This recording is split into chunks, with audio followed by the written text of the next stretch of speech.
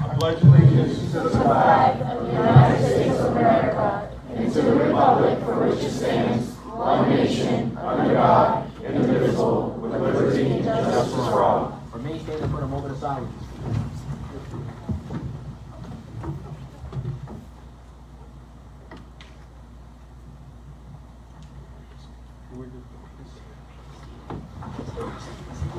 You may be seated.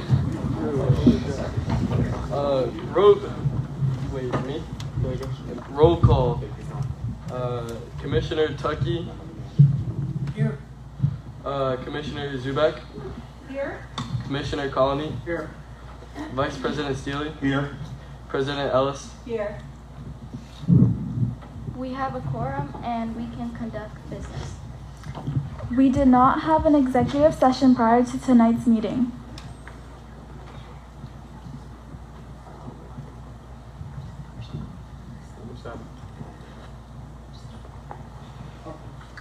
That was Mike.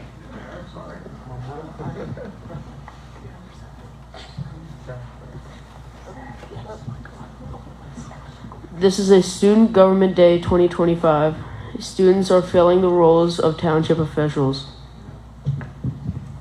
President's message. I would like to thank everyone for attending and for those watching online. We are very proud of our student representatives from Swatara Middle School. Before we go, there was some confusion here. Does the president have a message that you wanted to?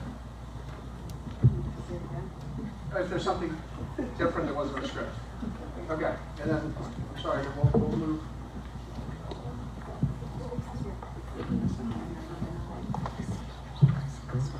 Vice President's message. We had an opportunity to interact with the students for several hours today, and we impressed with their level of interest in local government.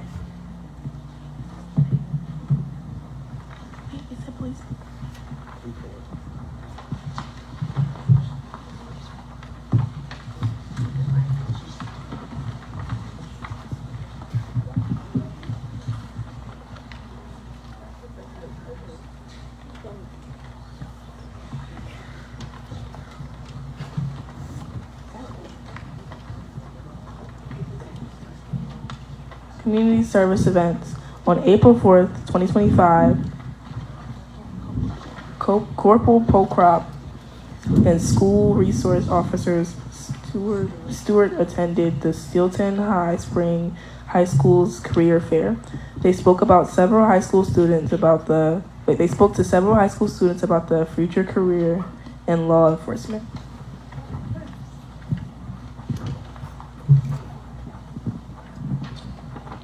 Senior Committee Report. The senior fair was held at April 23rd at the LCBC Church. We had over 100 vendors for this year's event. Facilities Report. We are in the process of making renovations to the administration building and upgrading facilities in Swatara Township parks.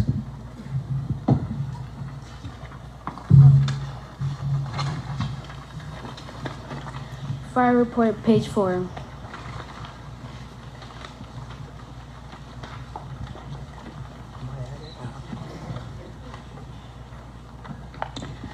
Fire service report, April 2025. In April 2025, Swatara Fire Rescues responded to 114 emergencies. These included 13 fires, 22 medical calls, 9 hazards conditions, 17 service calls, 17 good intent calls, and 23 false alarms. We are also handled 2 incidents in Paxton Board.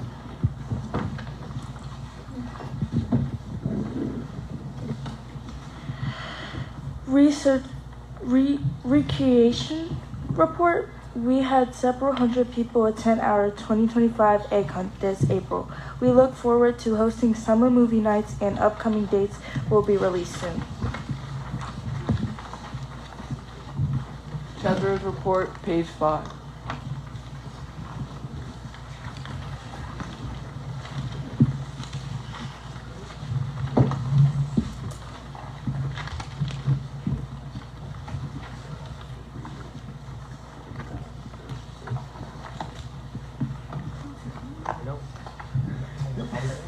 Beginning balance, $26,140,000. $84,547.77. Receipts, $3,137,631.25. Disbursements, 4,041. Wait, 400.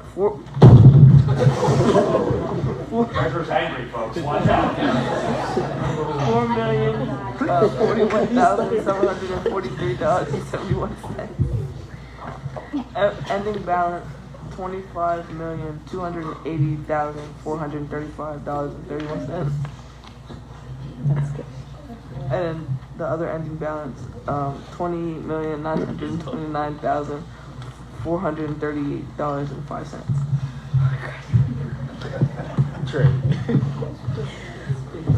Public Works Report. Our Public Works Department recently completed the township-wide brush collection and is keeping busy mowing township parks and properties. Codes report, page 6. Staff have been busy enforcing various township laws with trash/garbage, and high grass/weeds. As our top complaints for 2025, please remember to not allow your grass to grow above 6 inches and refrain from blowing your grass clippings on the street. Volunteer groups continue to clean up trash at numerous locations, which has helped reduce complaints. Planning report. Over 80 demolition permits have been issued due to the I-83 expansion project. The township has been busy trying to help businesses negatively impacted by the project relocate within the township. We are also seeing significant growth within the township with various projects in the pipeline, including a Wawa warehouse and new elementary school to name a few. So far in 2025, the township has issued 92 zoning permits for various construction projects ranging from new homes to commercial signs.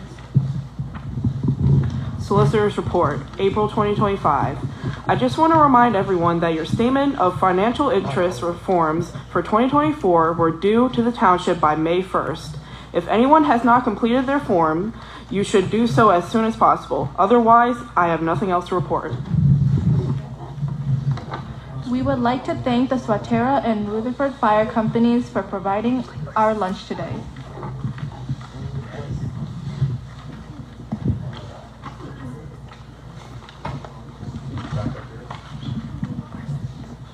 On behalf of the students from Swatara Middle School, we would like to thank the Swatara Township Central Dauphin School District, the staff at Swatara Township Middle School, and Mr. Richard H. Boward for providing this educational opportunity. Closing student statements. I think we're going to take this at the direction of the staff from Swatara Middle School. So if you want to go around, it doesn't have to be, whoever you want to do it. They'll all have an opportunity to say something. For students, you don't know when you're going to be asked to speak again. So probably at least say something here. It can be brief. You can thank your teachers. You can thank your parents. You can talk about what you did today. But we just start in the same order. Go ahead, Karen. I just want to thank all my teachers for the opportunity that they gave me today. And I want to thank all the people that attended and came. And I hope y'all enjoyed the meeting today.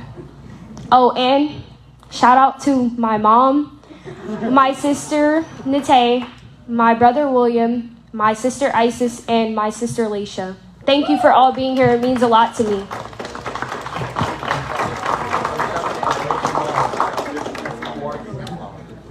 And I'm K Money, but Karis Dave.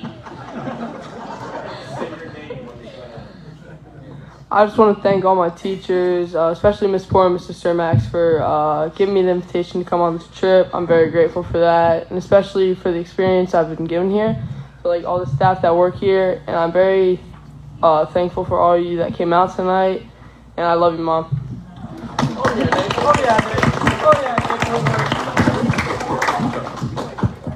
I would like to thank all the teachers at Swatara Middle School and everybody that came here. I also want to thank my dad for even taking me here in the first place. I also shout out to Ms. Poore and Mr. Cermax for giving me the invitation to come here.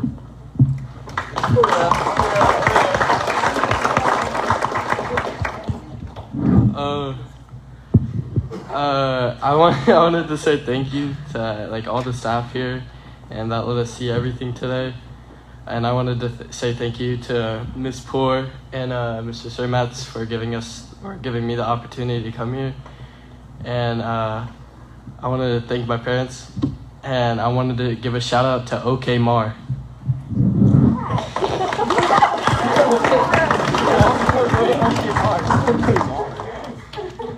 I want to thank my history teachers, and I want to thank everybody that came out to show us what Swatara Township is really about.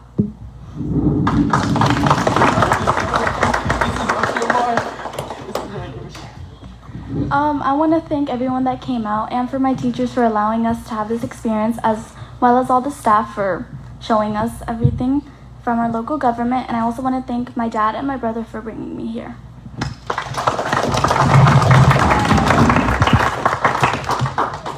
I would like to thank my teachers and also my mother for bringing me here. And I'd like to thank the staff here for giving me the experience of today.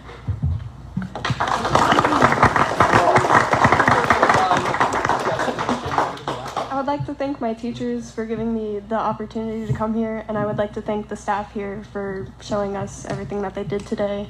And I would also like to thank my parents for taking me here.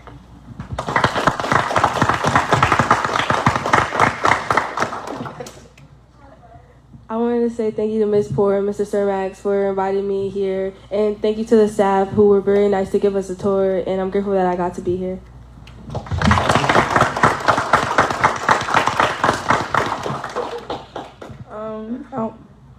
I want to say thank you to Ms. Poore and Mr. Cermax for bringing me here, and to my mom who's watching online. She didn't get to make it, but and to whoever made that food earlier, because it was good. It was good.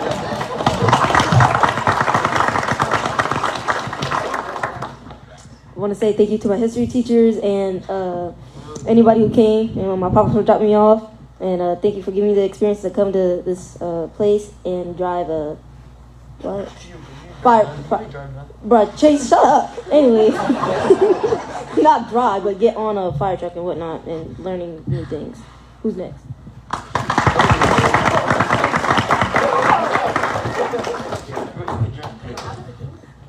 I'd like to thank my history teachers, Ms. Poore and Mr. Cermax, for the opportunity, and all the staff here for giving me the chance to experience local government and see what it's really about, and also my mom for bringing me here. Thank you, Mom.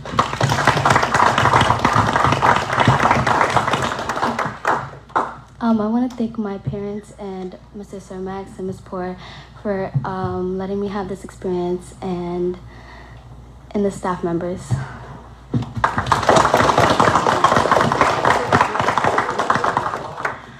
I would like to thank my history teachers for bringing me here. I really appreciate it.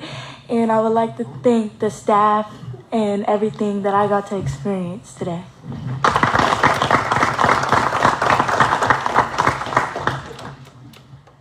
I would like to thank the people who made the food, because for some reason it was real good. I'm not even gonna lie. And I thank my teachers and my mother for bringing me here, and my brother for making funny faces.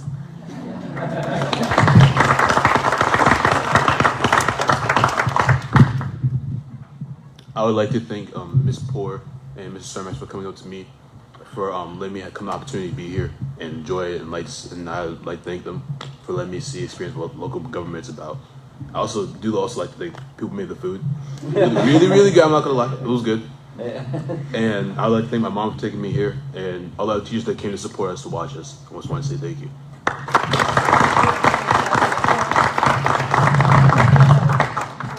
I would like to say thank you mainly to the history teachers and staff here, and especially for letting us have this opportunity to experience what it's like working here and being a fireman or a policeman.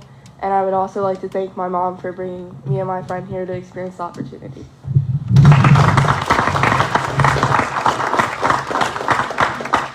I want to thank Ms. Poor and Mr. Shermax for allowing us to come here today.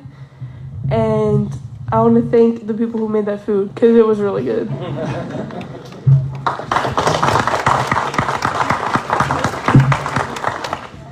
I would like to thank my history teachers as well, Mr. Cermax and Miss Poor, because without them, I wouldn't be here. I would also like to thank Miss Scudder, Miss Reesner, and Mr. G, who came to support us.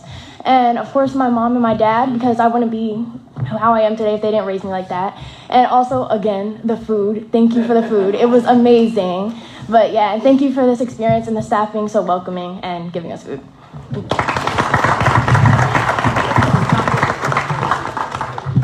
I'd just like to thank my stepdad for coming here. He just got out of work. It's a pleasure. My mom, too. It was nice for her to come. Miss Poor and Mr. Shermatz, it was okay that you guys let me do this. That food. Whoa. That food was delicious. I'm so happy I could have that much fun learning about the fire and the plumbing and all that stuff. Thank you for letting me have the opportunity, man.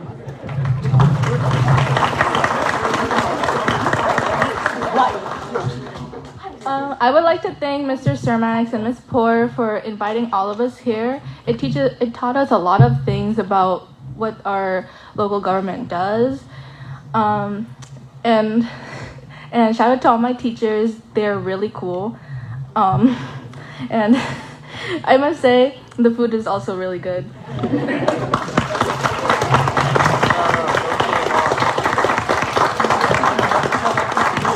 Good job. That's all the students then? Well, we'd like to hear from Mr. Cermax and Miss Poor. So if you guys want to go up and say, you got to go to a microphone so we can get, you can come to the center podium if you want. It's up to you. I'll go first. I'm Mr. Cermatz. Couldn't figure that one out. But anyway, I am so happy. This is one of the highlights of my year. Every year getting to see the students get engaged in this. I know whenever Miss Poor and I both, we mentioned this earlier in the year, we say, hey, there's going to be a night later on in the year where you can go and do local government day. And, you know, and they, whenever they first hear it, they're like, well, what is that? And then we tell them about all the things that happen. And we in our classes, we do mention the 3 levels of government, you know, in our country and such. And even though a lot of the curriculum and such is focused on what happened at the national and the state level, we do emphasize that the level of government that affects you on a daily basis more than any other level is right in this room right now, is the local government and such. And every year, we always get the students that they go on this trip, and then the next day at school, they're talking about how awesome it was. And there might even be some that didn't think today was going to be more than just a day off of school kind of a thing, you know, and it's like they had a lot of fun. So I love seeing it every year. This group of students are amazing. I'm so glad they were able to come tonight and do this, and I consider myself fortunate to be able to call myself your teacher. Thank you.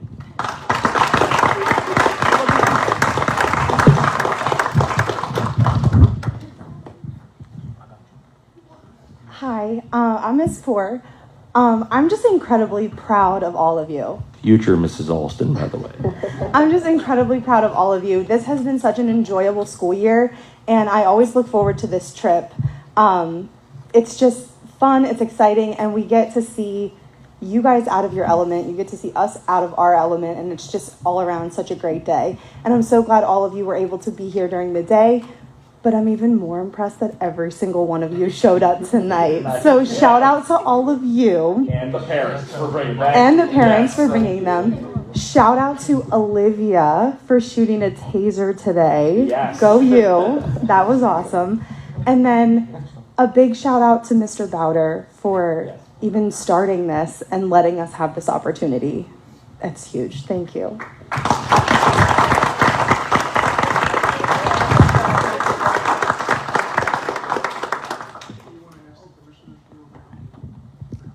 All right. Do any of the commissioners want to speak again? We said comments. I just want to say that I'm very impressed with everyone's public speaking skills.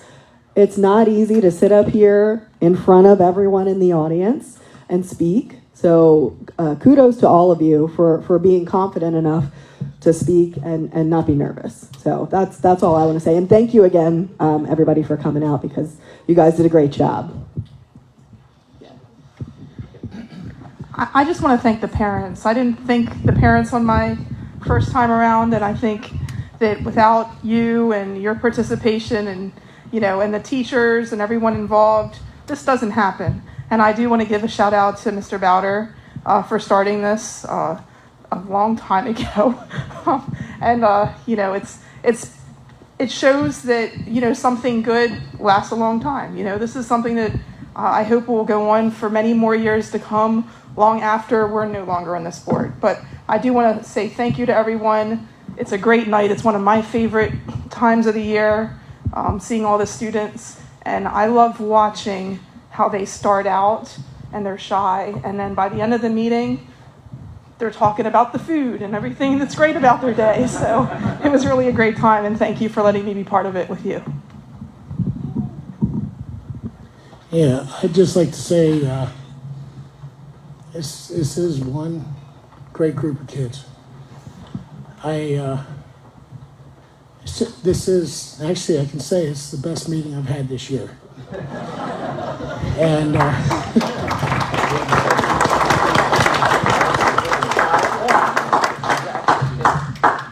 I wish I didn't have to say that, but I did. I really do appreciate everyone that came out tonight.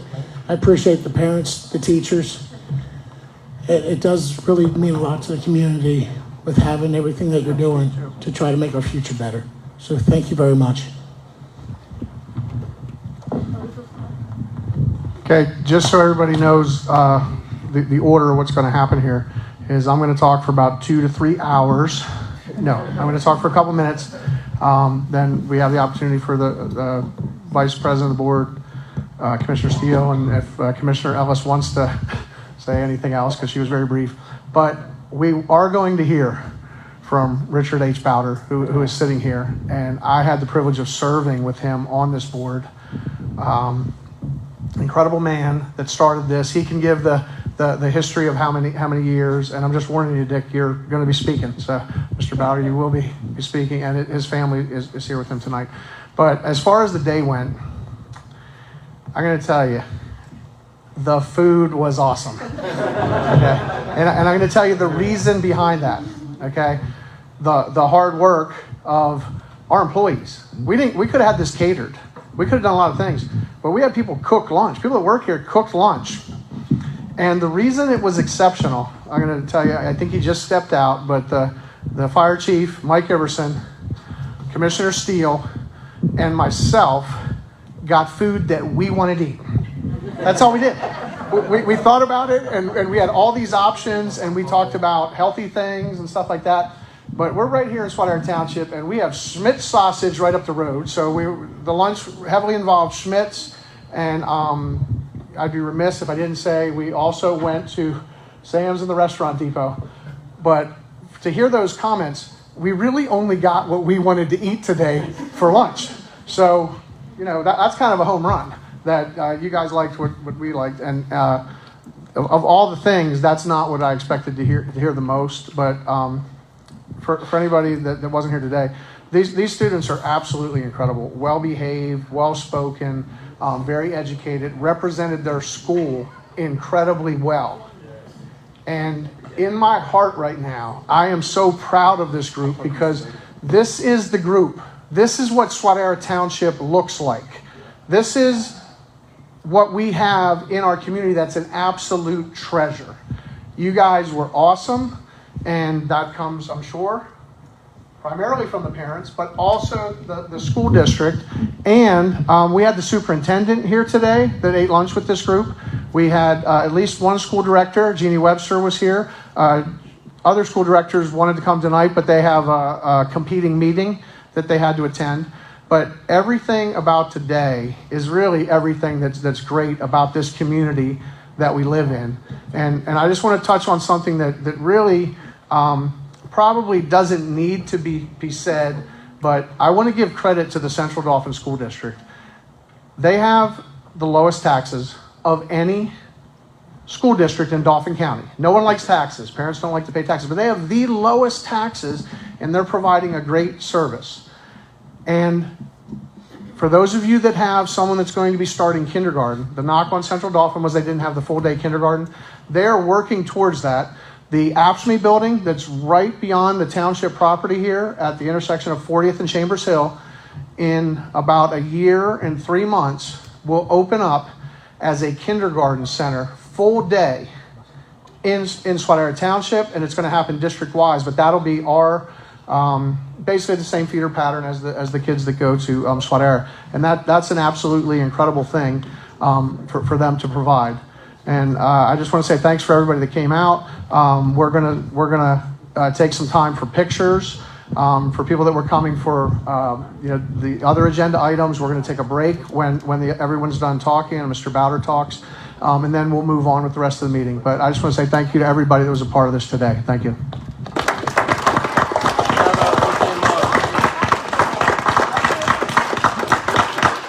I can't follow that one, but I'm going to get you with one word. All right, together, right? This meeting was demure. You ready? 1, 2, 3.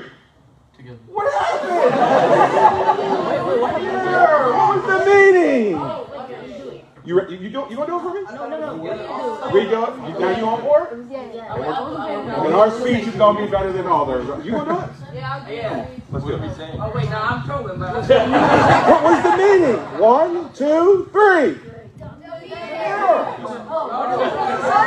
Are y'all on board yet? Y'all making me look bad. The meeting was demure. What? Get it together. We on page now?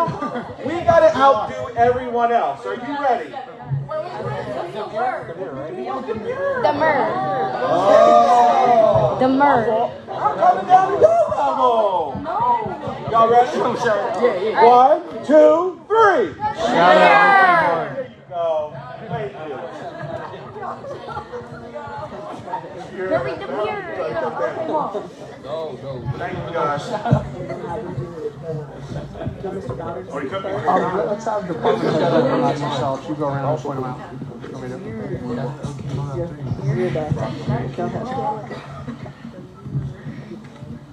Mr. Bowder, if you want to head to the podium, or you want to be on this side of it speaking to the parents, but in the meantime, I want to recognize the solicitor, Kokorezi. We have our police chief, Superintendent Tom Stauffer. We have Fire Chief Mike Giberson. I don't know where Brendan went. We have Brittany back here. Yarzinski is the Finance Director. And we have our Township Secretary, Jen Yaskavich. I know the names. I'm just seeing who's here. Somebody stepped out. Brendan Orth, who's basically making sure the meeting is going out to the public, is in the back of the room. Is there anybody that I missed? Yes. Oh, Kevin Trafka. I didn't see you. And Kevin is our manager of utilities. Manager of utilities. Zach is hiding right here. He was 3 of those things: codes, planning, and zoning that the students read so well. Zach Golden. Zach Golden. Sorry. Zach Golden. I'm short. I can't see everybody out front. So I hope you got everyone. And we're being protected by, yes, one of the members of our police department. I was going to say Soup Bone, because that's his nickname. But we have, I'm going to get the rank wrong. Is he Sergeant? Supreme Allied Commander? Sergeant Neal is back here in the corner. And we do have members of our fire service in the room. That give you enough time, Mr. Bowder, to get ready to say what you got to say? Very nice. I'll stop talking. Thank you, Tom. I just want to add my thanks to the students for their participation here this evening. You all did a great job. I really mean that. I observed you today at some of the sessions you attended, and it appeared you all were paying very close attention. So I'm sure you learned a lot today, at this local government day event. So thanks for coming. I want to also thank, of course, Ms. Poor, Mr. Surmat for coordinating this event for the township. You also did a great job. You picked some very good students to participate, and we thank you. I also want to thank the Board of Commissioners for continuing this event, which started back in the 1960s, really. I've had the privilege of doing what your teachers have done, selecting students to participate. I'm very proud of Swatara Township for conducting this event, which gives the students a first-hand look at local government and what they do here in Swatara Township. I also would like to recognize a former school board member, Miss Beth Sweeben, somewhere here. Back here she is.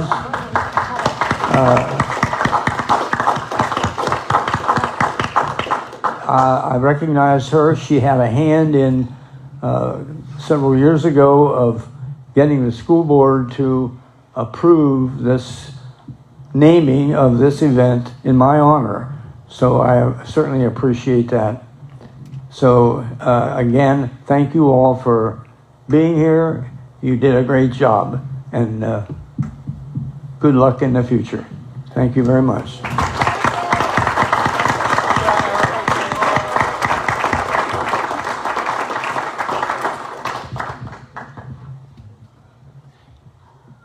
Mr. Surmaz, I think we have the certificates, and I know a couple of the names. We're hoping you know all the names of the students. And then, however, if you want to call them out to the podium, and they come back. We at some point, just so the parents know, so nobody takes off, we want everybody to line up for a picture, and we'll probably have people on the ground and people up above. And for our staff and department heads, all the elected officials, you'll be in the picture as well. And then once we get that picture set, then we're going to ask the entire Bowder family to come into the front of the picture, so we have multiple shots. And this could go on for a while, but it shouldn't go past 7:45. So we have something else that's going to happen then. And the meeting will continue with other topics and subjects. Obviously, you're welcome to stay. Traditionally, what happens is when the students are done and they get their certificate and we get the pictures, parents leave that we're here for this. We do have a gift bag from Swatara Township's 225th anniversary. Normally, we put car keys in there to a new car, randomly. But since these students are so young, wouldn't do them any good. I'm sure their parents wouldn't want that. So it'll just be some novelties from the township that say 225 on them tonight. So maybe we'll work on that for high school. Yes. I'd like you to read one of those, and if you want to do it from the podium, and then you can start as they come through. If that's okay with you. Yeah. Okay. All right. Hi, folks. Okay. Here we go.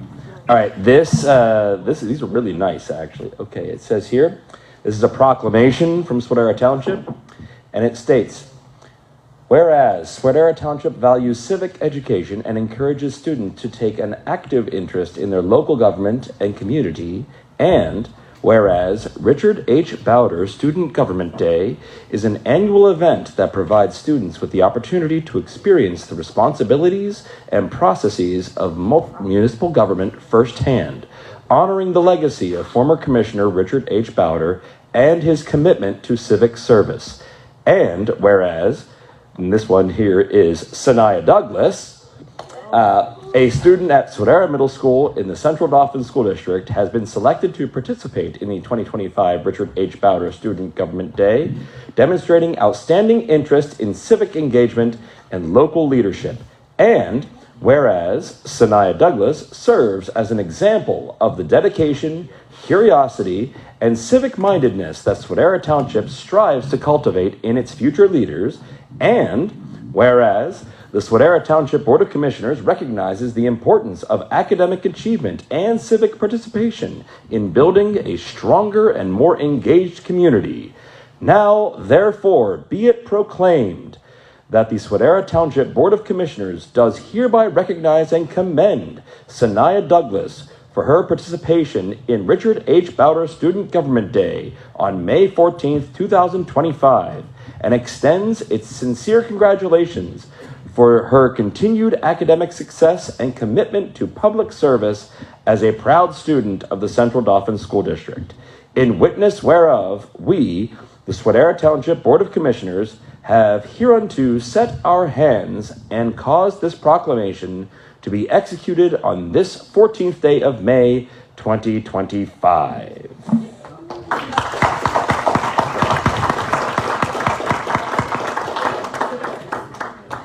I'm going to call all the students up here to get theirs, okay? Nevaeh Hill.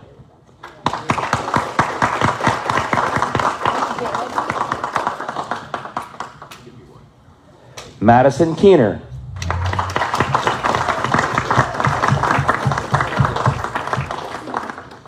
Zaid Cassetti.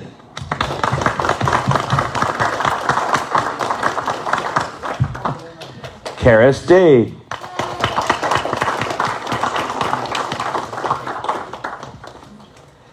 John McDonald III.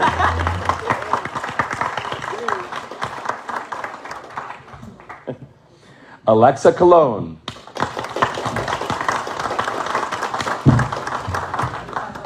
Chase Bowers.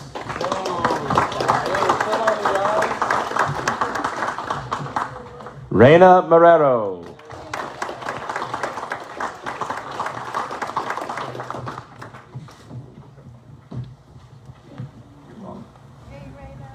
Carmelo Kent.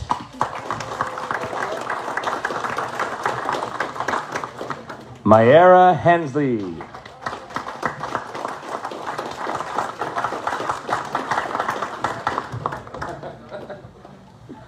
Taylin Gilliard. Jaron Kabir.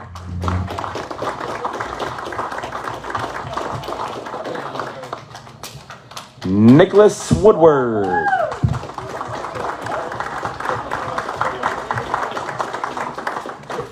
Rashika Dahal.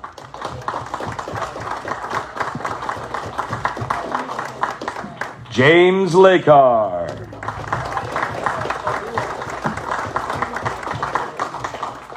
Jalen Breban.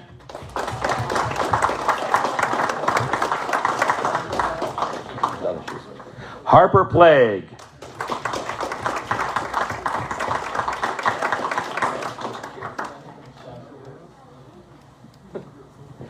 Madeline Breckbill Ellerman. Ellerman.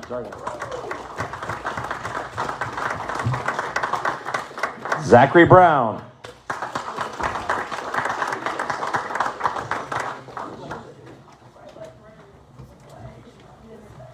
And Olivia Quinones.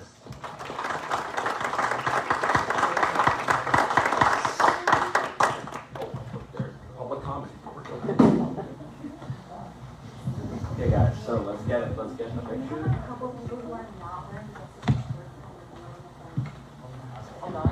We can have students come up here too.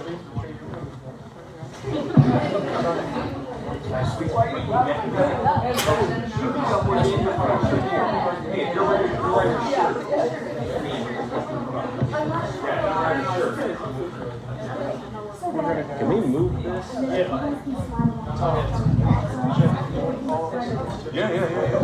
Scott. Staff first? You're going to take them some? Yeah, let's get them up. I'm all right, brother. You want to be in? You can come up here.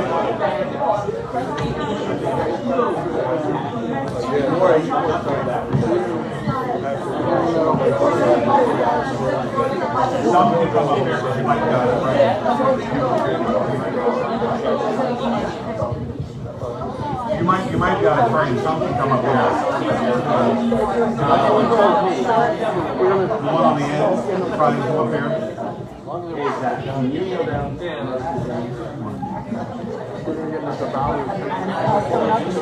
else coming up? One second. Mr. Ballard, can you get right in here? Hold on. Just in case there's a jailbreak at some point, we want to make sure we have it. You're right there? You're right there? Over so everyone can sit down. Which way? Coming to this way? Where we going first? Kevin, are you in? Middle? Look at the guy in the middle first.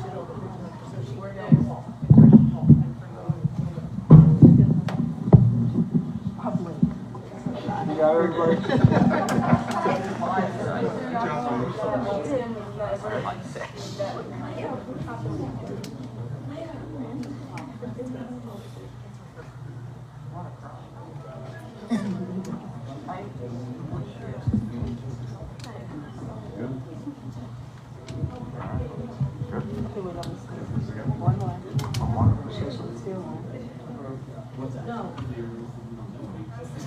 Okay, can we, Mr. Bowder, can you move up a little bit? And then if Mr. Bowder's children, oh, come on, we want you. You sure? They're playing hard to get. Okay. Well, in that case, you guys got 30 seconds to take whatever pictures you're taking.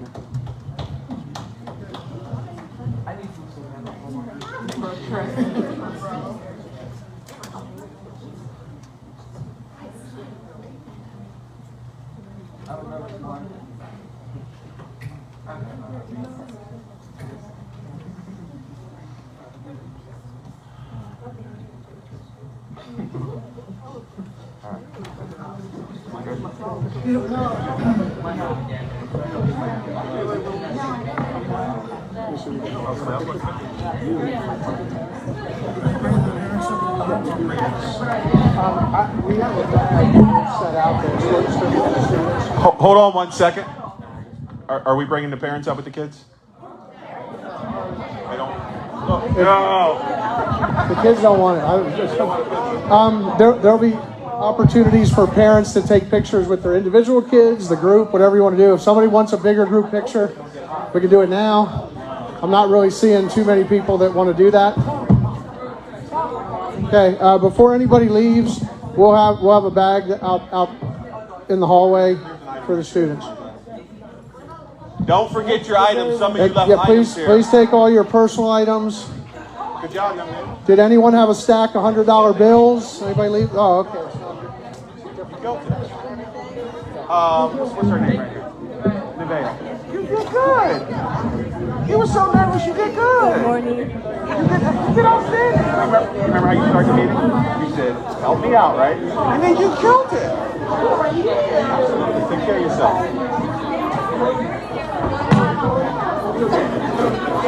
You did well. That's a piece of history. How are you? Sarah. Okay. Yeah, I know what I was wondering that because I think that McDonald's kept up as well. Yeah. Good job. Excellent. I mean, outstanding, especially given the age, you're on camera, there's a bunch of people. Nobody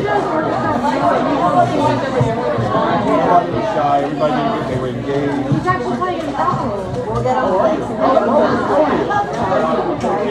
Did you like the fire department too? Yeah. You know, we started 14. And listen, and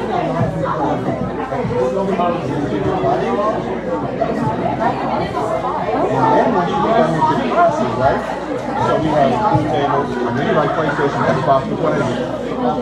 Okay, we got a PlayStation, and once you get done with your classes, so we got a lot of people down there, and teachers, yeah,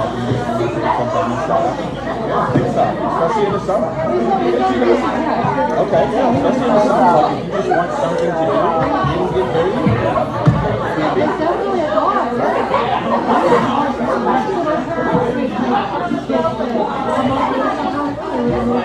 Okay. You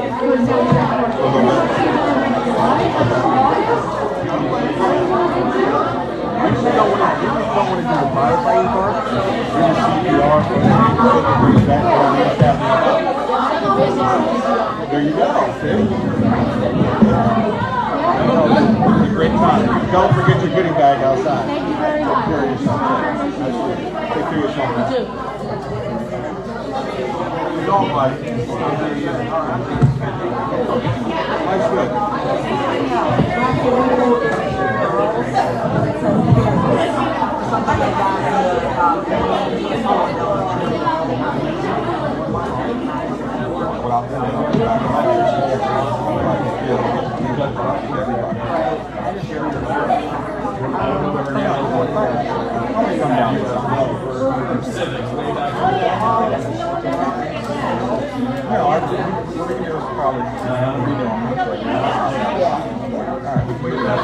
I was thinking that way. I was thinking the same thing. A lot. It is. Yes.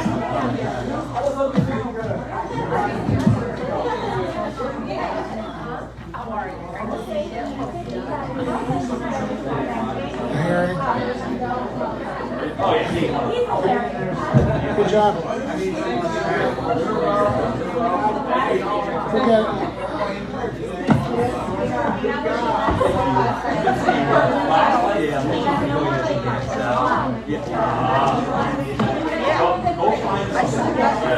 Earlier, I think they made this before you guys got here. I just wanted to, I remember.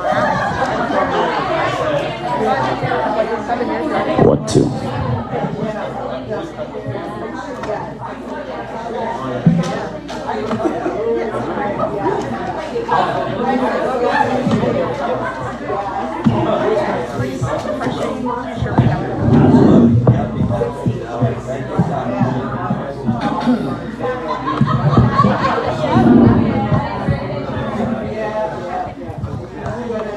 That was a good.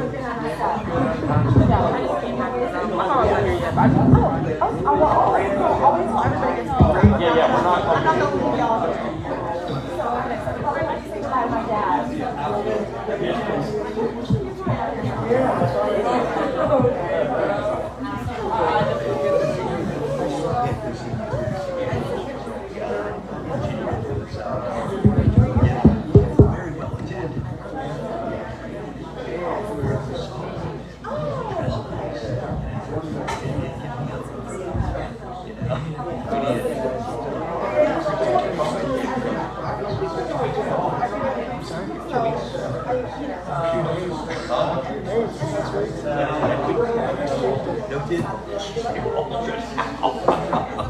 Don't stress out.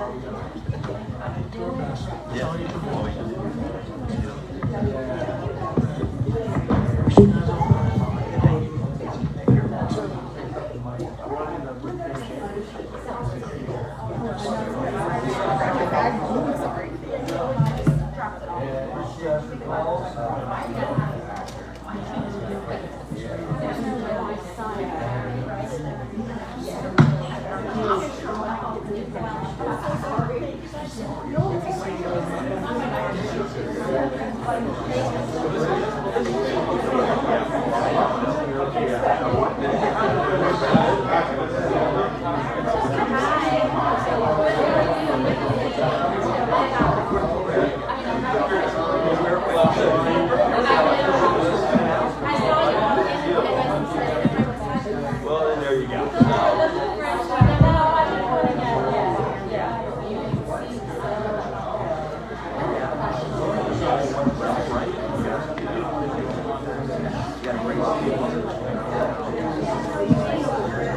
All right, we got a hearing. Now's the time.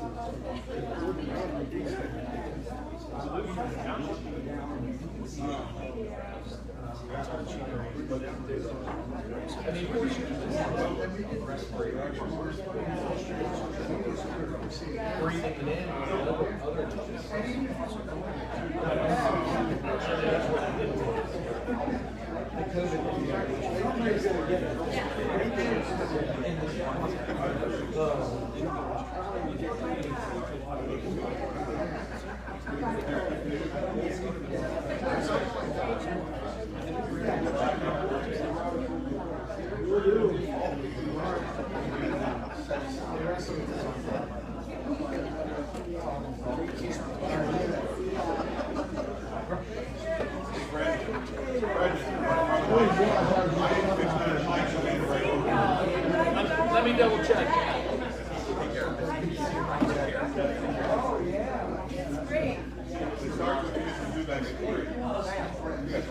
Always bright in the sun. Take care of yourself.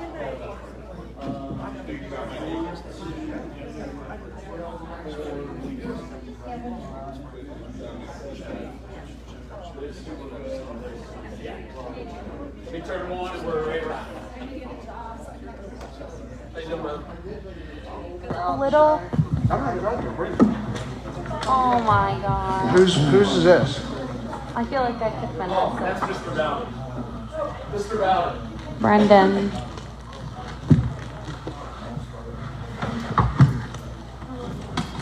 New one mine. Oh. Glad it wasn't the students. They don't.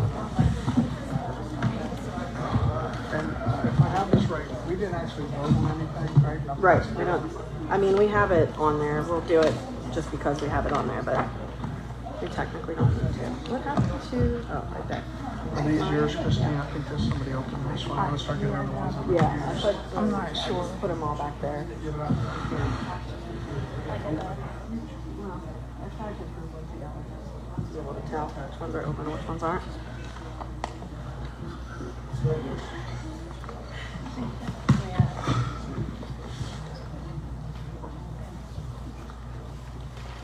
Do I like gavel in and then recess again?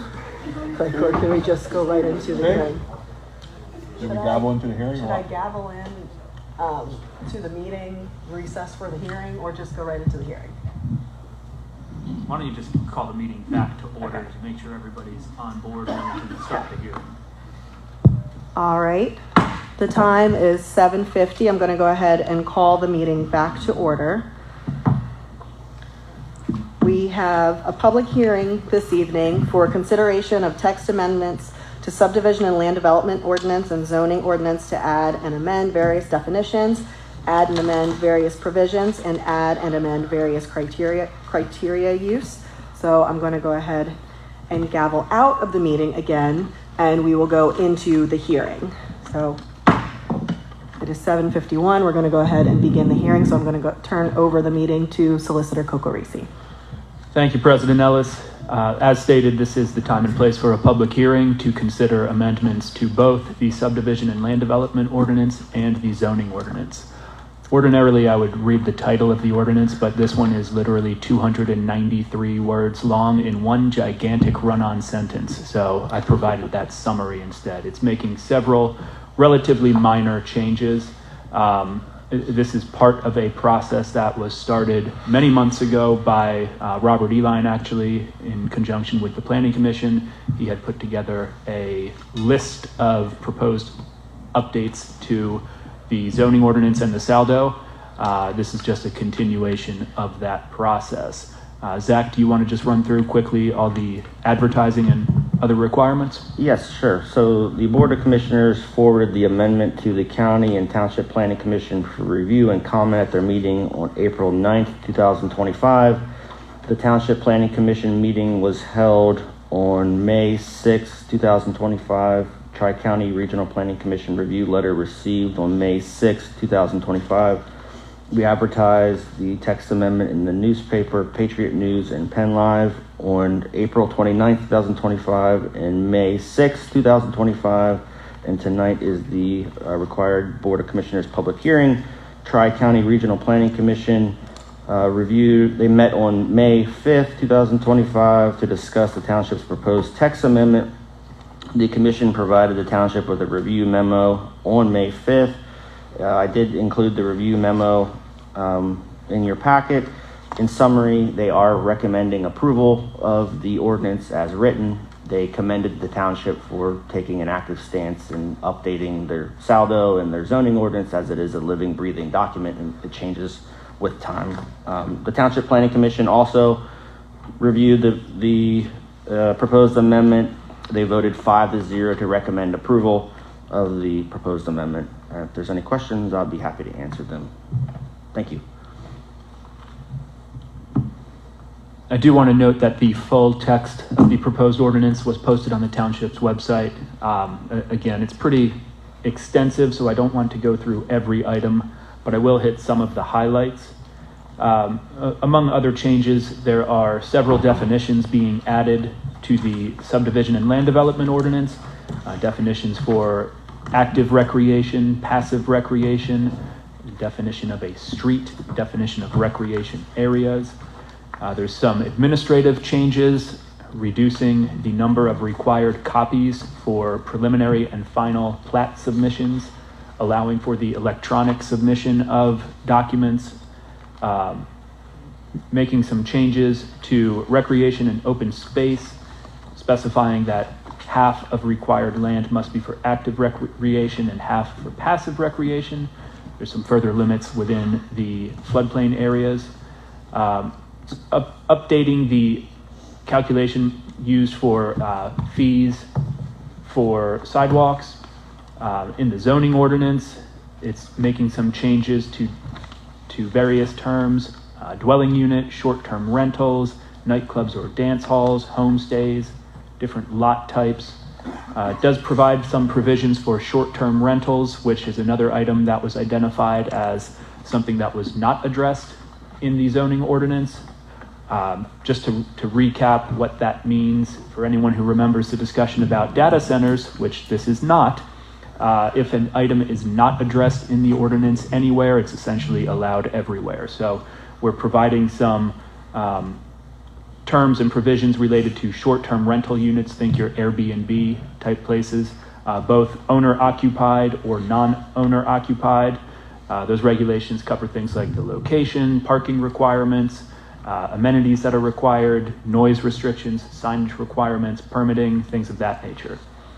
It's adding some noise compliance requirements for nightclubs and dance halls, updating regulations for the approval process related to wireless communications facilities and some additional regulations pertaining to those, increasing the maximum number of apartments per building up to 40 units, adding some regulations for signs in conservation, agricultural, residential districts, for places of worship and schools. That's pretty much the very high-level brief summary. Again, the full document is posted on the website for anyone who wishes to review it. If anyone has any specific questions or public comments, I'll open up the floor to those questions or comments at this time.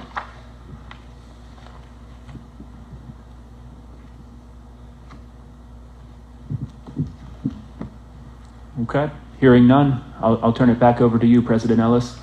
All right. I'm going to go ahead and end the hearing. It is 7:56. And we're going to go back into the regular meeting. We're up to item 7, visitors requests and comments. You can come forward, state your name and address, as well as write it down. And you may begin, and please do your best to keep it to 3 minutes.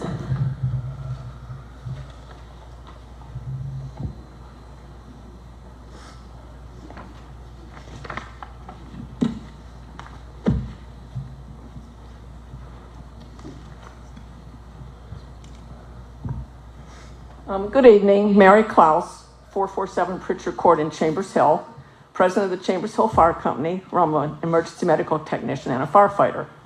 And I'm coming to you tonight because I want you to hear this from me as the president of the fire company before any other information gets out about what's been going on. Many years ago, we were a very strong fire company. I can remember we only had 17 seats on our 3-piece apparatus, and we usually had to leave a handful of people behind. Other fire companies in our township could say the same thing. Sadly, those days are gone, and all of us are struggling. Over the past year, Chambers Hill Fire Company representatives have been meeting with Tom Conley, Township Fire Chief Mike Iverson, and citizens Andy Moyer and Jack Hardiker to discuss what we can do to get more firefighters. And Mr. Moyer and Mr. Hardiker came up with a performance plan that was dependent on us getting more volunteers, and we certainly tried to do that. The beginning, it needed 5 local volunteers, people that lived in Chambers Hill. And then in month 2, we needed the people to go through the application process. By months 3 or 4, we needed a driver and a second person to staff 8 hours a day, 4 days a week, and getting out in 4 minutes. In months 4 and 5, we needed people to staff 8 hours a day, 4 days a week, with 1 driver and 2 other people, including a firefighter 1. And by months 6 through 9, we needed to staff with a driver and 2 others, including 1 firefighter 1, for 12 or more hours a day, 5 days a week. And we had meetings with people. The idea of giving 5 12-hour days didn't sit real well because not a lot of people have 12 free hours a day for 5 days. And at one point, we hosted a gathering in our firehouse of firefighters from 2 neighboring fire companies, hoping they would join us. But for various reasons, they didn't want to be a part of the Swatara Fire Rescue. We had meetings with people that volunteered, and at one point we had up to 14 people that expressed an interest in doing this, and a couple other people even filled out applications, and it didn't go through. It didn't work out. We held a town meeting in Chambers Hill to inform the residents of our needs. We got no volunteer firefighters from that either.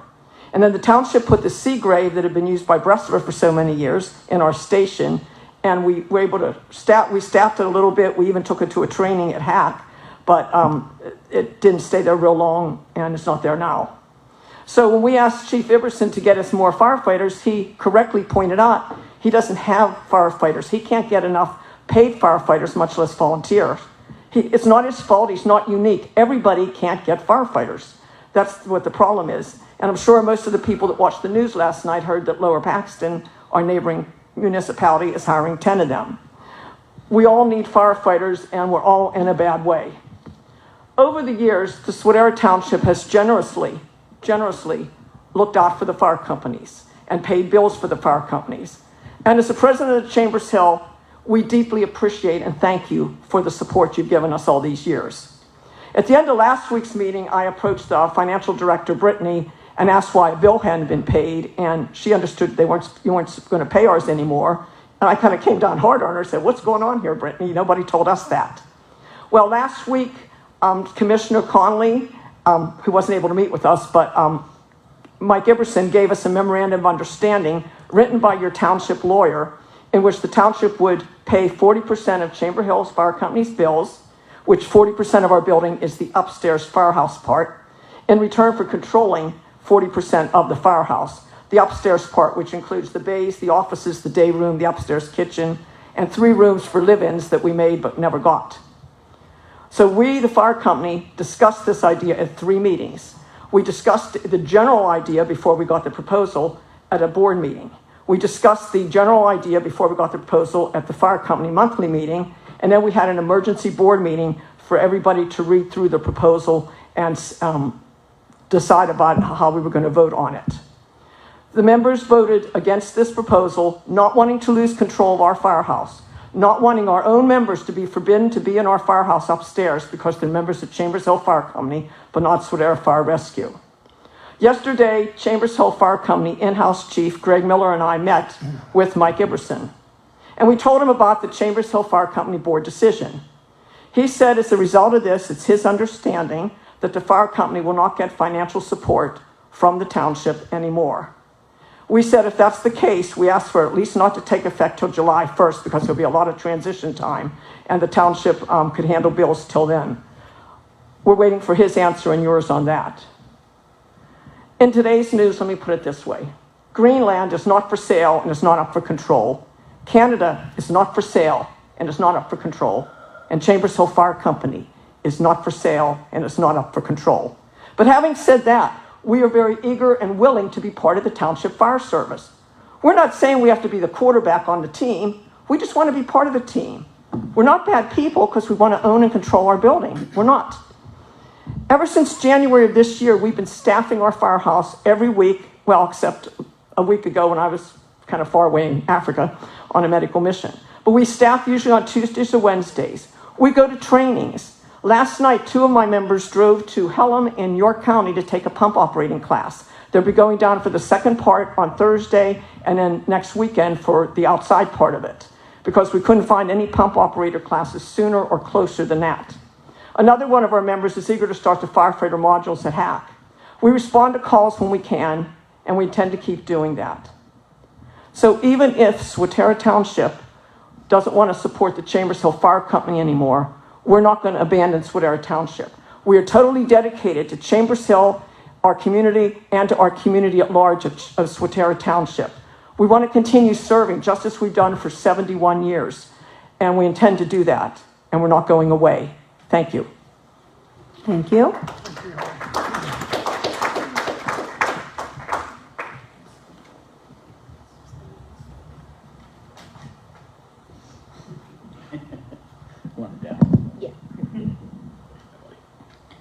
Patrick Bradnick, my address is available upon request for being a minor.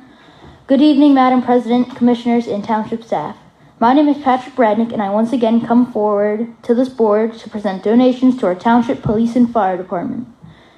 As a second-class scout with Troop 23 from St. Catharines, we are wrapping up our spring fundraisers, selling discount coupon cards in order to help pay our own way to attend summer camp. This year's trip is to Camp Bechtel in the heart of West Virginia.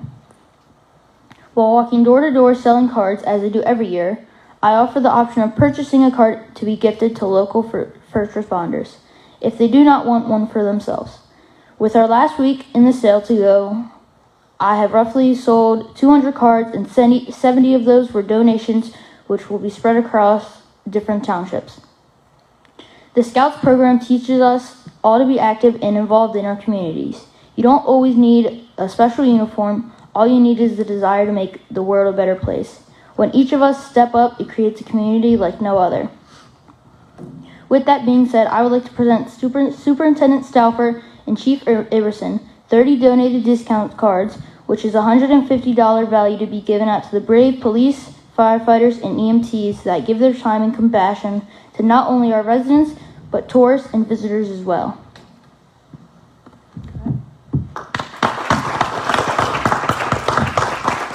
Good job, Patrick.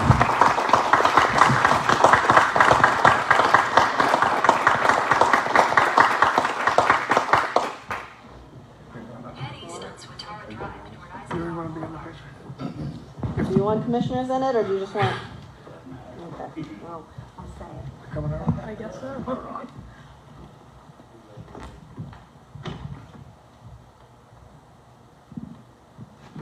So you you want parents in it? You want to come up here and get the... Thank you. If you didn't see Patrick's new video, go on Facebook and see his video. Patrick's a superstar. Good job.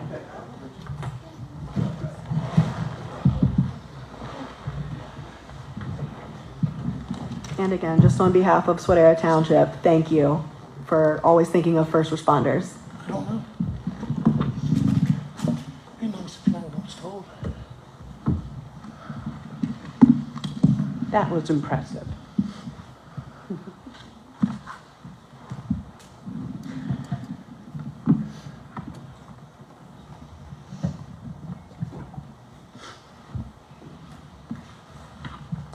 Deborah Knowles, 6080 Harker Drive. I've lived in Oberlin for over 20 years, and after I got married, I moved and lived in Chambers Hill for over 30 years. After being part of the family of Oberlin firefighters and ambulance aides with wonderful people like Hat Beislein, the Schultzes, Salzburgers, etc., who encouraged both young ones still in school and older ones closer to retirement that they had real value helping out by running, and then moving to Chambers Hill, where they also had the same sense of community, I've considered myself blessed. In 2017-2018 timeframe, you shamelessly closed Lawton Fire Company, and 3 years ago removed Chambers Hill off the call box, removing all the equipment you could except for the axes and the one utility truck that was owned by them. Yes, they, like all of the other fire companies, started having trouble making it to all of the fires, but they still made it to many of them. Even after removing them from the call box, you still found a couple of them like Mary, Lon, Jersey Mike, or Alejandro somehow showing up to some of the fires to help out because of help of some who heard about the fires and quickly contacted them to let them know a fire was in progress. You still find Mary, Alejandro, and recently Greg Miller still showing up at the training. They're still trying to recruit volunteer firemen to help, but for some reason, once someone shows interest in running at Chambers Hill, all of a sudden, that interest disappears once their application is given to Mr. Iverson. Makes you wonder. And you still will not approve Mike Farling because of an old, unfounded allegation, but no police record. But as of last year, you still had people with police records at our firehouses, including one regarding firearms. Then last year, you shamelessly closed Bressler. These local fire companies have more heart and fight in them than you can ever imagine. They have always had a fun, healthy rivalry between themselves and helped to keep their communities alive and in touch because they truly care about their people. They are the true asset and are like the story of the little engine that could. Even though you removed their fire equipment and removed them from the call box, they keep trying to help people and do not give up. You should consider yourselves lucky to have that caliber of people working for and with you. Thank you. Do we have any other visitors' requests and comments at this time?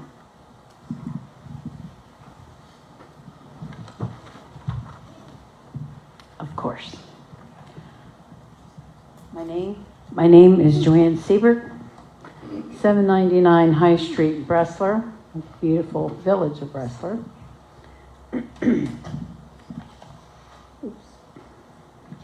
the past week, there have been several issues that need to be brought up. Firstly, I guess congrats go out to some of you commissioners whose sole goal is to eliminate volunteer fire companies in the township and replace them with paid crews in only two stations. Your plan is working. You've closed Lawton, Bressler. You refused to let Paxton respond on calls, and now you're in full frontal attack on Chambers Hill. Instead of being proud of yourselves, you should be ashamed. And if you are not ashamed of yourselves, let me be ashamed for you. Another thing that you are probably giddy about is that the Bressler Ladies Auxiliary held their 88th annual party on Saturday and then announced that they will be terminating their organization. Reason, we don't have any fire company to support anymore. A finer group of ladies you could not have met, but since they don't fall under your 50 Shades of Color category, you feel they are irrelevant and are disposable. You tell that to the 207 ladies that worked so hard for their fire company in the 88 years of their existence. You can't. Most of them left us. But I know quite a few of them, and if they could return, they would have no problem smacking you on the side of the head and saying, "What the heck is wrong with you?" I have a relative that lives across from the golf course. When I went to visit, the data center was discussed. Their daughter was there and was gravely concerned about this possibility. She reached out, she researched this type of facility and found horrific stories of the people who are forced to live in the surrounding area of those database centers. Her parents have lived there all their married life. They have physical disabilities and couldn't move if they wanted to. But then I'm sure you will weigh the options: the welfare of the citizens or the almighty dollar. You know how that'll turn out? 3-2, the almighty dollar. About the 57 minutes and 18 seconds that you deprived me of my life last week, an audit to investigate fraud, careless spending, or just missing monies that can't be accounted for. One that would take a couple of years to research and a cost of $105 million. Here's a suggestion. Contact the Doge team. I bet they could solve this issue in 20 minutes. And thank you for turning me into an early voter. I hope more Precinct 1 voters take the advantage of early voting rather than go to the polling place that you forced upon us.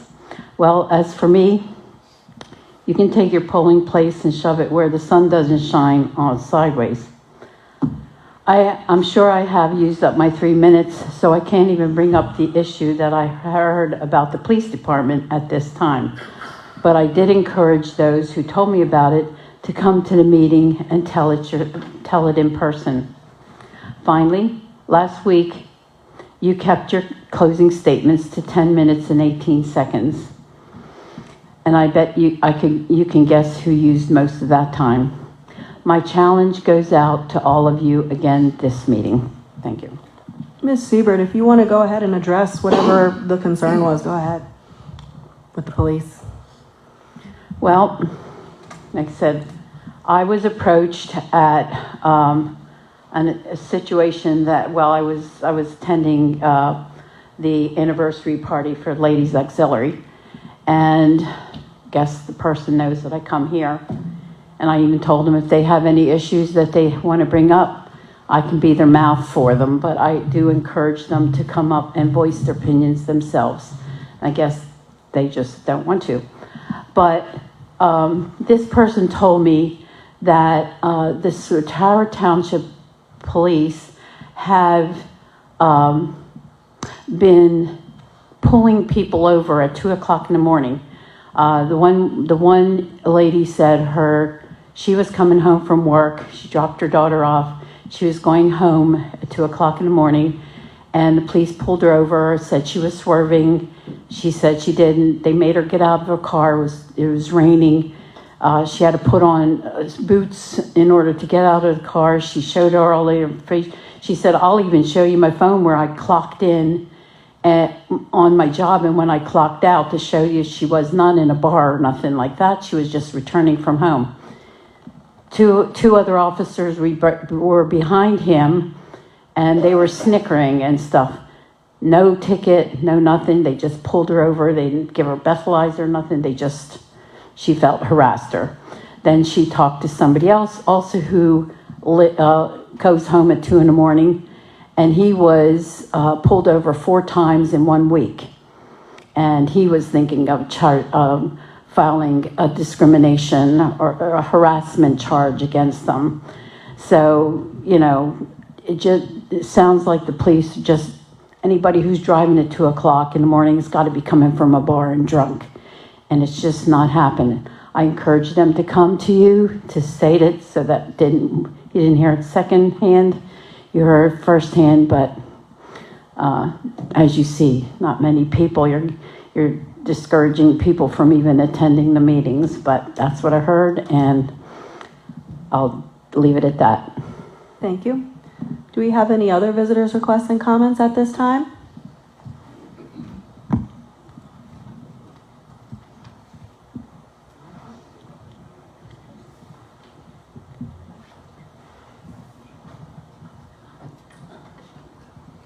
Zoloftis, 5631 Plainview Drive.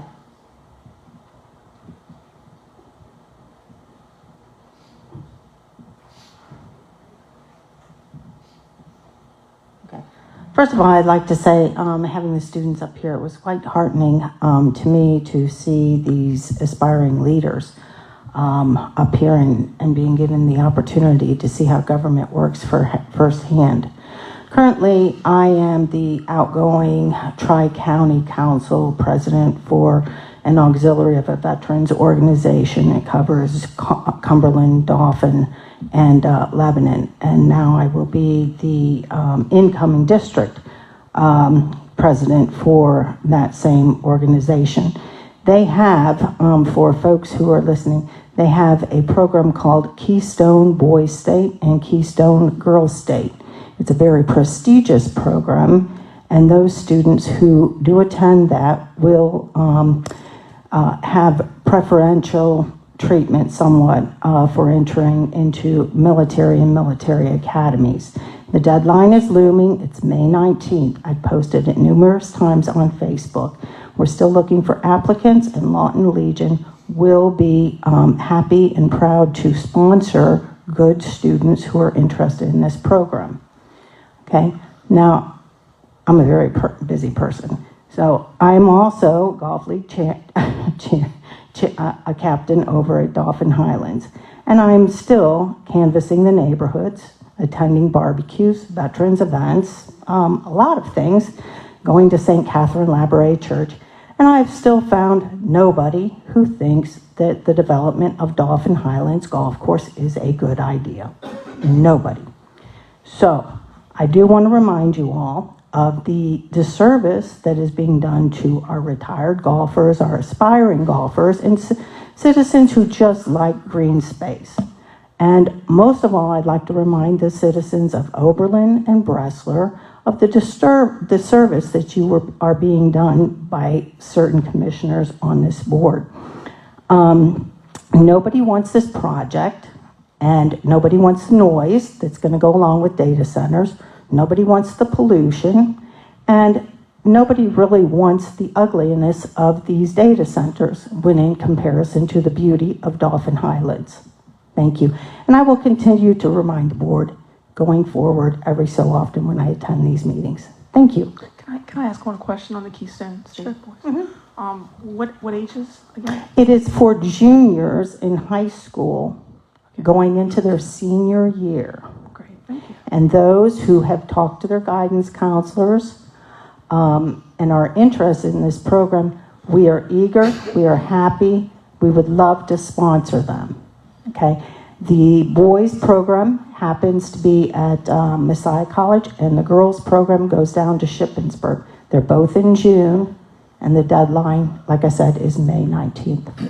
So if you know of anybody, send them my way, or send them down to Lawton Legion. Thank you. Thank you. Good. Unfortunately, it's a short time until the deadline, but can that be put on the, please be Yeah, put on the if you website? Yep, if you send it to one of us, we can get it on the website. Thank you. Yep. Do we have any other visitors' requests and comments at this time?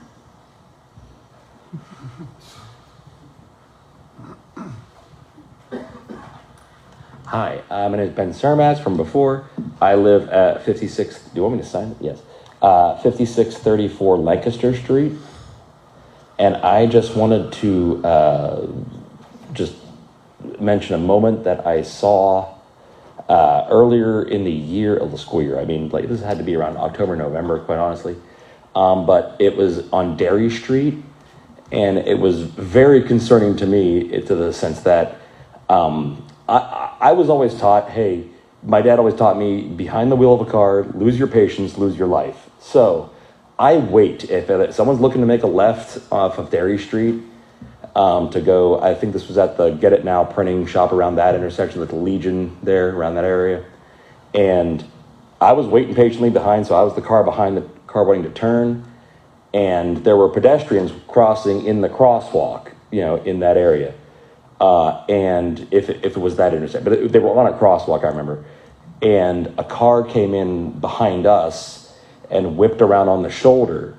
And thankfully, I remember just gripping and like yelling no behind like they could hear me, but thankfully the pedestrians were still in front of the car in front of me, because that car never saw them and just whipped right around us and through, and because they couldn't wait for whatever reason. So I don't know if if there's anything to be done about that. I don't know if that is. I just wanted to make that aware. I don't know if that's ever happened before, if anyone else has mentioned that kind of thing.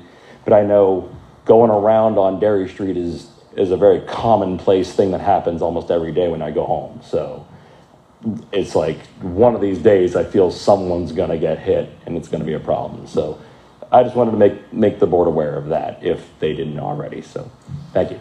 Thank you.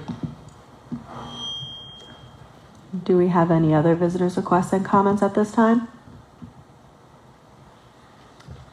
All right. We'll move on to item 8, motion to approve the agenda. I'll entertain a motion. Motion. I have a motion. Second. I don't know which. Did you say I make a motion or? I'll entertain a Well, motion. then I'll stick with You were motion. motion and second. So we have a motion. Do we have a second? Second. Thank you. All right. Do we have any discussion? All right. Hearing none. All those in favor, please say aye. Aye. Any opposed? All right. The agenda is approved. We're up to item 9. Motion to approve the items on the consent agenda. Motion. Second. I have a motion and a second. Do we have any discussion? Hearing none. All those in favor, please say aye. Aye. Any opposed? All right. We're up to 10. Consideration of minutes. We have the regular meeting 1 of April 2nd. This was voted on last week, so this is and the amended version. Last week for item number 6, following item number 6, we had a public hearing, and there's text that says that there was a public hearing for considerations of ordinance, zoning, text amendments to add regulations pertaining to data centers and map amendments to change certain parcels from agriculture to single-family residential to mixed use. The minutes that we approved last week did not contain the vote and the ordinance number, so they've been added. So they'll be reflected, and that is the only change. So I'll make that motion. Do I have a second? Second. All right, do we have any discussion on the amended minutes? All right, hearing none, all those in favor, please say aye. Aye. Any opposed? All right, so those are approved. We are up to item 11, subdivision land development plans, and I'll go ahead and turn it over to our Director of Planning and Zoning, Zach Golden. Sure. Thank you, Madam President. The public hearing was held tonight, so it is ready for adoption. Just to remind the board, the Planning Commission, the Tri-County, and the Township's Planning Commission unanimously recommended approval of the ordinance, so it's ready for your adoption. Any questions, I'll try to answer for you. Okay. I'll go ahead and entertain a motion for consideration of the ordinance. Motion. I have a motion. Do I have a second? Second. All right, and I'll go ahead and open it up for discussion or questions. All right. I just have one comment. Yep. I know I've had a chance to review it for the most part, but this is an extremely lengthy document, a lot to go through. We didn't really hear a lot about what the impacts are, but I do share the same concerns I've shared in the past regarding short-term rentals, concerns with, not knowing exactly what the impact of some of these changes are and whether or not the township is overreaching on some things, specifically the 150 feet between structures for short-term rentals, things like that. So for that reason, I'm expressing concerns. I wish this was something that we could have done more in a piecemeal approach as opposed to one large document that I'm told tonight was months and months of work. I mean, I understand and I appreciate all of the time and effort that the Planning Commission put into it, the staff put into it, but I do have these concerns, and I still share the concerns on whether or not this is necessary. I'm sure if there were changes that needed to be made or if something was brought up that was a major concern, this board would be prepared to do that. But nonetheless, I just want to express my hesitation on this, and I've expressed concerns in the past, and I'm just going to leave it at that. Thank you very much. Thank you. Do you have any other? Go ahead. Go ahead. No, you're good. Yeah, I have concerns about the amount of apartments in a building. We have 24 right now currently, and it's increased to 40. I just don't see a reason to increase it to that extent personally. And the different fees that have increased, I just don't see that it should be going up to the extent that it is. Thank you. Go ahead. In January of 24, I was assigned code, zoning, and planning as an oversight. Previously, I didn't have that. It's my understanding that the majority of these things had been talked about through 23 and through 24. They were discussed individually, some more than others, at planning commission meetings. I'm pretty confident I attended every planning commission meeting in 24 and 25. Zach was hired and was basically what Robert had been working on, which if many of you remember was Swatara Rising 2025. Many of these things had spanned multiple years. And I don't know that, it's put together in a packet, and the codes director, Zach Golden, said tonight, same thing Robert used to say at the podium, that it's a living, breathing document, and as things change in the community, in the township, and different uses come up, you want the code, zoning, and planning to match those things. So I trust our planning commission for the work that they did throughout 23 and maybe before, but it seems like it's just a combination of a lot of different things put in, which is an update, and they can be looked at individually, can be looked at in a year. We can see how things work, but some of them we had to enact some rules where we didn't have rules, and on other things we had situations where our rules or requirements didn't really match a lot of our neighbors. I'm not saying we have to do everything that our neighbors do, but we touch a lot of borders, and I don't know that there was anything that I had the opportunity to add to this. I certainly went along with the meetings and the discussions, but it was just in the last month that I'm going to say Dauphin County Planning Commission, but is it also Tri-County Regional? I don't know if those are interchangeable. It's the same thing. Same thing? Yeah. They approved it. I think things have come before this board, and then we asked the attorney to look at it and come up with what we thought was the best plan for now. On the 24 units, that was something that was discussed, and there was paperwork on that as I came back to the board in January of 24. And I know through the process, more so Robert than Zach, had pointed out that we have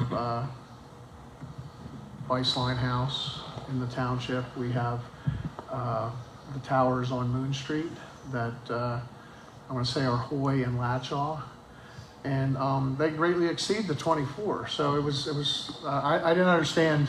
I certainly don't think we need 7 and 8 story towers. I mean, that's my personal opinion. That wasn't in here, but I do know a lot of communities surrounding Swatara Township have built 28, 32, 40, and higher unit housing. And many of those attract people that have higher incomes than what we're seeing in the 24. We have more county supported housing in Dauphin County than anywhere else. And I mean, we love all our residents and our neighbors, but if we have the opportunity to get 55 and over communities that have more amenities and people that a higher income would be interested in moving into, I'm certainly for that. I think we have a disproportionate number of complexes in the township where the people that live there are relatively low income, and as their life changes and they're upwardly mobile, they look to go other places. And it's been my experience, those places generally are in Lower Paxton, Derry, other communities. They go to Silver Spring and Hampton. And my hope is that this is a way to, with new construction, get different levels of housing. Again, we welcome everybody, but it seems like our housing stock in the units with 24 generally attract the same people over and over again. So, I supported it as not a member of the Planning Commission, but attending the meetings and having some input on here. But I didn't see anything in it that I thought was either rushed or inappropriate. And actually, I think there's other things coming on the radar that, whether we review it every year, that's up to the board, or if it goes a couple years like this one did. But things change in the community, and I think rules and regulations and safeguards for our residents also need to change and be updated. Thank you. I'm just going to go ahead and read the letter that's from the County Planning Commission. It says, "Dear Commissioners, the Dauphin County Planning Commission has received notification of zoning and subdivision text amendments in your municipality. The Commission reviewed the request at its May 5th, 2025 meeting. Recommendation: the Commission has reviewed the provisions and recommends their adoption while also providing the following comments on certain administrative approach to adopt these changes. Background: Swatara Township is considering one document which contains several amendments to zoning and subdivision regulations. The proposed amendment introduces over 70 administrative and substantive changes to the zoning and subdivision ordinance. While many of the revisions are administrative in nature, aiming to clarify and codify past practices, several significant substantive changes are also being introduced.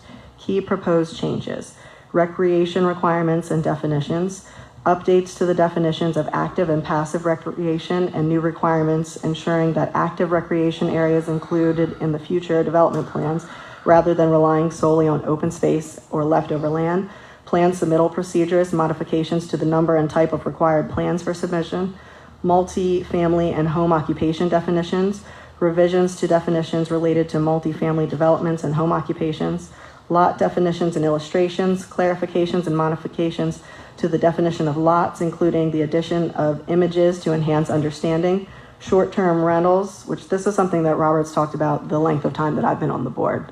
This is my 6th year, I believe. Introduction of new definitions and regulations governing short-term rentals, specifying their use and location. Additionally, the approval process has been modified, and the use in certain districts will now require special exception approval rather than conditional use. Fences, adjustment to regulations concerning the use and placement of fences, including their designation as accessory uses. Family definition within sections related to multifamily housing and short-term rentals. A definition of family has been included. Analysis: since the proposed modifications affect 2 major sections of the Swatara Township Code, subdivision regulation and zoning regulations, all changes are currently grouped under one ordinance. However, it is recommended that these distinct amendments be addressed through separate actions. By separating division-related revisions from zoning text amendments, each ordinance remains independent, allowing them to proceed individually and allowing for each set of changes to have their own distinct deliberation and potentially reducing potential delays in approval. There are no concerns with the nature and scope of the proposed changes. It is encouraging to see efforts to make the code more user-friendly, including the addition of clarifications and images to improve usability. The reduction in filing submission requirements is a positive step, alleviating the burden on applicants and eliminating unnecessary and excessive paperwork. It is advised that Swatara Township solicitor review the proposed wording of families in the housing section to ensure compliance with the Fair Housing Act and its applicable provisions. Thank you for the opportunity to review the proposed change. Please direct any questions concerning this review to Gerald Duke at the above staff office. In accordance with the Pennsylvania Municipalities Code, section 609.g, a copy of all approved zoning amendments must be submitted to the county planning office within 30 days of enactment. Sincerely, Robert Spandler, Chairman. So I just wanted that to be a brief explanation of some of the changes and the approval from the Dauphin County Planning Commission. So do we have any further discussion at this time? All right, hearing none. Secretary Savage, could you do a roll call vote, please? Commissioner Tuffy? No. Commissioner Zubek? No. Commissioner Connolly? Yes. Vice President Steele? Yes. President Ellis? Yes. So the zoning ordinance change is approved, and that's going to be ordinance O-2025-3. And we'll go ahead and move on to the next item. All right, thank you, Madam President. This is the fees resolution that we discussed at our meeting last week. I did provide a red line version as requested. This is actually the same night of last meeting before I forgot about it. One thing I just wanted to add is I did some brief research, and everybody knows inflation's been crazy. Since 2018, inflation's actually increased 27.4%. So, fees for the township, we're losing over 27.4% over all these years, the 7 years. So, what we did, my department heads and myself, is we tried to come up with a fair fees resolution that will break us even. Make the township even. Right now we're losing money on every single building permit, zoning permits, land development plans, police review. So that's what we tried to do. We think it's fair, and we would recommend approval. Thank you. I'll entertain a motion. Motion. We have a motion. We have a second. Second. All right, and I'll go ahead and open it up for discussion. I have some comments. First, I'd like to say I appreciate the red line. I have had an opportunity to review. There were some items that were $100 increases, $25 increases here and there. Some of the items were as billed as third party. And I did come back with quite a few questions, mainly regarding the amount of money that is needed to fill whatever loss there might be currently. I do believe that this is something that would be more appropriate during budget time. I don't know why we're doing across the board fee increases in the middle of the year when we could be waiting for, budget, see where we are, see if there was a loss and address it then. My biggest concern is that I wasn't provided with any specific number as to how much we needed. Rather, I was told that, it was for staff hours and things like that. Can you provide for me any information on, the hourly rate that you're calculating for what staff hours, what the definition of staff hours per? For which item? Well, for any of the items. I mean, how many staff hours are you taking into consideration? Because last I checked, our staff was salaried. So I'm just curious as to how we're tracking staff hours with salaried employees. Give me an example and I can better explain. So which item are you? Well, I mean, just to do the day-to-day operations of the office. Are we are we now hourly? Because I thought all the responsibilities within a certain job are just part of a staff salary.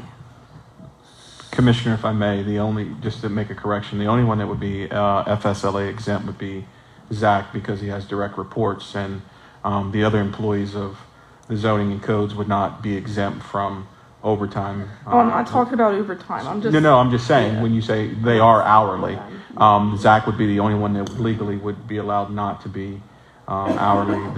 The other employees in there are hourly employees, so they're not FSLA exempt. So I think I can give a better example for, I think over email you asked as billed by third-party agency. well, I wanted to know, I've asked quite a few questions, but You want me one to of the answer that main one? questions I asked was, I'll give you a perfect example. I asked,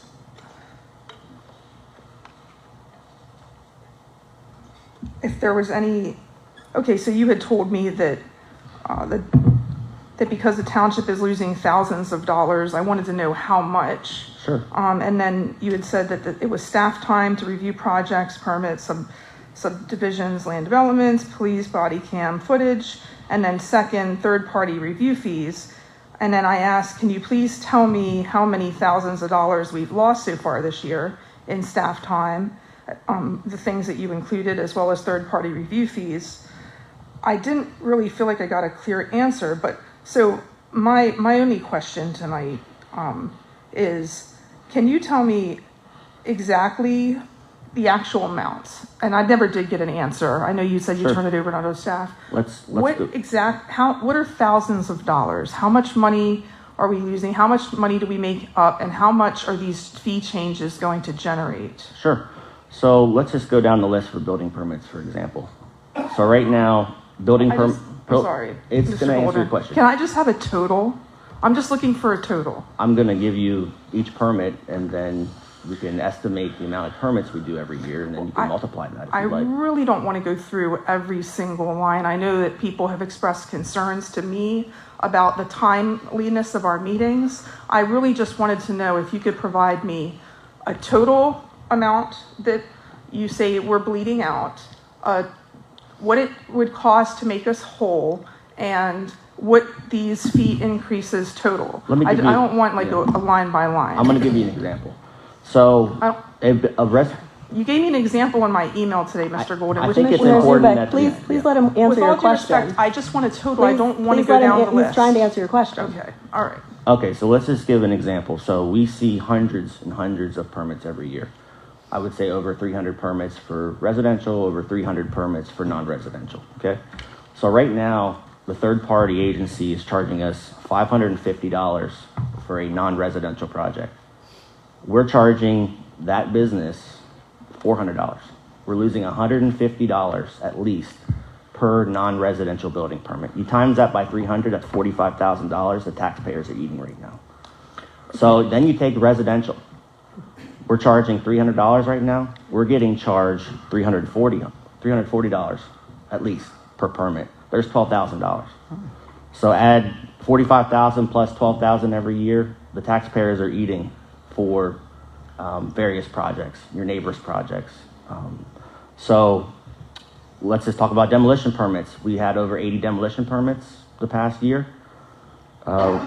For non-residential, there's a lot of non-residentials. We're charging 150. They're charging us 220. Residential projects for demolitions, we're charging 150. They're charging us 170. And you keep going down. So building permit, you asked in your email about construction reinspection as billed by third party. So someone calls, says, I'm ready for an inspection. Please come and do a final inspection, come do a electrical inspection. Well, they come, they didn't follow the approved plans. It gets rejected. They actually charge the township a reinspection fee. It's either going to be $85 for residential, $110 for non-residential. The township eats that because I have no authority to recharge that to the residential or non-residential project. So when you add all that up together, thousands and thousands of dollars. I just want the total. You'd have to look at the audited budget You asked the questions at the last second. You had it all week. You could have asked earlier in the week. No, it wasn't. We just didn't have time. I think we when you're we had a coming very up- busy day. Well, with today all and due we- respect, Mr. Golden, I think when you're coming up with a fee schedule and you're looking to do an across-the-board increase and you come to the board, I'm not going to tell you how to do your job, but I personally, in my day-to-day work, would have that answer. That's I your would, answer. I would Or know break how it much even. money we're losing, how much money we need to make up, and I would be prepared to answer that question. It shouldn't be something where, you have, it's a pretty simple question, I think. yeah. But with all due respect, I just want to read some of these off here, just to put it in perspective, and then I'm done. Building permit administrative fee per request, that's new, that's $35. Building permit extension permit fee, residential's going from 75 to 85, non-residential 75 to 110. Building permit modification per 150 to as billed by third party. One of the questions I asked is, how much is the third party charging?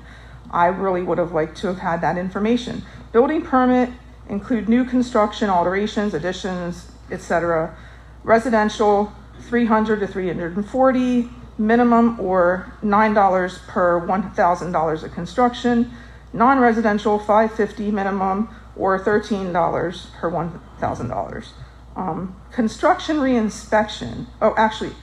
Demolition permit. You mentioned that. 150 to 170. Non-residential 150 to 220. Building permit, certificate of occupancy, letter of completion. Residential 150 to 170. Non-residential, it's going from 150 to 220. Uniform construction code fee, 450 as amended. I'm not sure what the amendment is.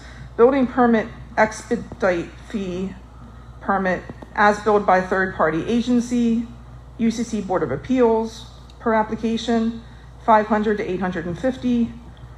Additional fees, permit fees double in work if work commences before permit is obtained. Not sure what additional fees are. Sewer authority director manager as necessitated by township, $100 per hour, 1 hour minimum. Stormwater authority director manager, I think that's in twice. It might be something different. Consulted engineer,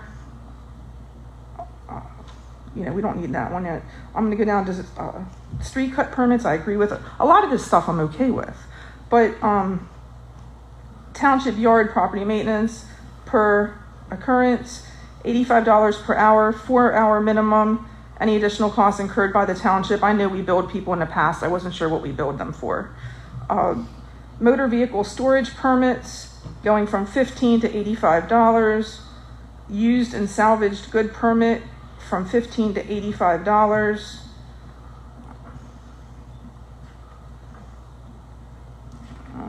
Go down to some of the more red lines here. New system, on-lot sewage disposal system, new system and repair, replacement of existing system, $500 to $550 is the new fee per application. $750 to $800 is the new fee. The repair replacement of other system components, $150, it's going up to $200.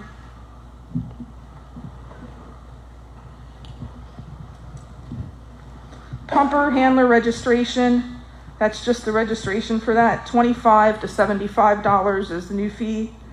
Administrative registration, $50 until May 30th, and then $75 starting with pump cycle June 1st to 2026. So, I mean, a lot of these things I don't have, issue with, but there's quite a few things that are taking a decent jump in fee schedule. And I just wonder if there's a way for people to be able to budget. Like I said, I think that we could have put it in our budget last year. I guess it didn't happen, but it's something that we could budget this year. We don't need to do this right now in the middle of a year for people to have to, change their budgets, address their budgets. And the one fee, the sewer fee, or the on-lot fee, I know it's $25, and some people might think it's not a big deal, but we have a tremendous amount of seniors in Chambers Hill, and that's pretty much all that affects. So, I'm sure I heard it about the $60 stormwater fee. Every time a fee goes up, you're going to hear about it, but that's concerning for those people especially. So, I'm not sure how much, does that generate? The $25. You mean the $50? Well, it's going up. It's currently 50. Yeah, so it's going up to price of 75. So how much would that generate? I'd have to look at the budget. Okay. All right. Well, thank you so much for your time. It's approximately 10,000. It's approximately 400 properties per cycle. So you multiply that by $25. I know the budget. There's only about $3,000-ish in a reserve, which is pretty low for a reserve. So if we have any issues, it's going to have to come out of taxpayers' money then. So just keep that in mind. I just want to, I have a question. With the email that you're referring to, when was that sent? It was sent today. Okay. Or actually yesterday, between yesterday and today. Okay. The only other clarification for the public is basically if I'm getting a deck, the fees are being raised so that you're not paying for the inspection of my deck. So it's intended to cover the costs of what it is for someone to get whatever the project is that they're getting. It's not to make money. It's to make it so that the taxpayers aren't subsidizing people that are getting projects done at their homes, at commercial buildings, at things like that. It's to make sure that they're paying for their project. So that's what this is for. Go ahead. Yeah, I'd just like to add, I have actually no problem with all the things that Commissioner Zubek read and the answers from Zach, but I want to be clear on that too. If the third-party codes inspector charges $850 for an inspection on somebody building a house, why in the world would the township, who has to pay the $850, charge $750? So we saw that there was a deficiency in this. It's been going on for a while. The 27% that Zach talked about, just the inflation rate, it's the same thing. If you go to Sheetz or McDonald's and the burger is $5 and you're paying $4, but the person behind you has to pay $6, then it doesn't make any sense. These are fees for a service. This isn't a tax. This isn't an increase to get any money. It's to keep other people from paying. So, if we're coming up $45,000 short on permits for other people, then that's actually coming out of the general fund. That's the money for the residents, for police, and just to put in perspective, if you went back to 18, and this is something that we probably should visit, every 5 years or more because of inflation and things change. But if you think about it in terms of our highway workers and our police department, we try to treat them well. They've gotten like a 3.5% on average raise. You multiply it by 7 years and you're right at the same 27%. Just keep trying to keep up. I think this is absolutely an incredible thing. It saves money for the township. And just I think there's some confusion. You can't really gauge any loss, because if we're overpaying by $100 per transaction in the office, it's not budgeted exactly. It's an estimate. We don't know how many people are going to come in. But it was better for those people to come in prior to tonight if this passes, because they were coming in and getting a deal. They were getting a discount on every single thing that they were getting here at the township. And you can't tell me that if you're going to build a house and you have to pay another $100 for a permit, what did you have to pay for the wood, the cinder blocks, the plumbing? You don't get to say I didn't want to pay anymore when the prices are going up. We just don't want to pay. So, all these things that we're hearing, they only went up because the price went up that we pay for the township. And it's an interesting situation. The township has code, zoning, and planning. So we have someone do an inspection for getting a shed. I bought a shed. I had to come in here, get a permit. I do a diagram, show them where it went. Somebody had to work at and look at it. cost me $75. What sounds like it might have cost the township 85 or 90. So that means neighbors that didn't get the shed. And multiply that by the building that we see going on in the township. Like, I'm all for a Wawa coming in, an office, a business, if they're paying their fair, expenses. I don't want to find out that things are coming to township and it's costing me more money for them to get things that they should pay. So, I went through the list that Zach gave, and again, this is something that was talked about for a while. Government moves slow, but whether Zach was here or Robert was here, the timing was that this was coming up because the township was losing money. And I'm okay with reviewing this every year. If one of these goes, one of the expenses to us goes higher, rather than wait so many years, I think we need to deal with that. But there's no way I'm going to sit up here and defend people that have fees and projects and say that they should pay less for those things than what we are required to pay. So, I'll just leave it at that. I think Zach did an incredible job. The only instruction that I had is, could we stop losing money? Like, I think, the direction I gave you was to charge what we get charged. And I mean, you were already on that, and so was Robert last year. So I appreciate all the work that you did. I get it. I went to pick up something from the county that had a $5 fee for years. And I went and picked something up, and they said, hey, we changed the fee to $10. It's a 100% increase, but to me it was $5 more to go get something that I wanted. So I guess we can question every single thing and every single increase, but this is one I think is very important to the township. So I appreciate the work that you did, Zach. Thank you. Thank you. Do we have any other comments? Commissioner, it's just one more point. Okay. I'm not questioning the need to look at our fees, and I would be fine with looking at them annually. I think the budget should be the budget, and we've done a lot of things outside of the budget process this year, and fees is a budget-related item. It should be something that we are looking at when we do our annual budgets, and that's all I'm asking. I'm not saying that people should get off easy. I'm not saying that we shouldn't be looking at whether or not people are paying, the amount it costs that what we can provide the service for. I'm not asking any of that.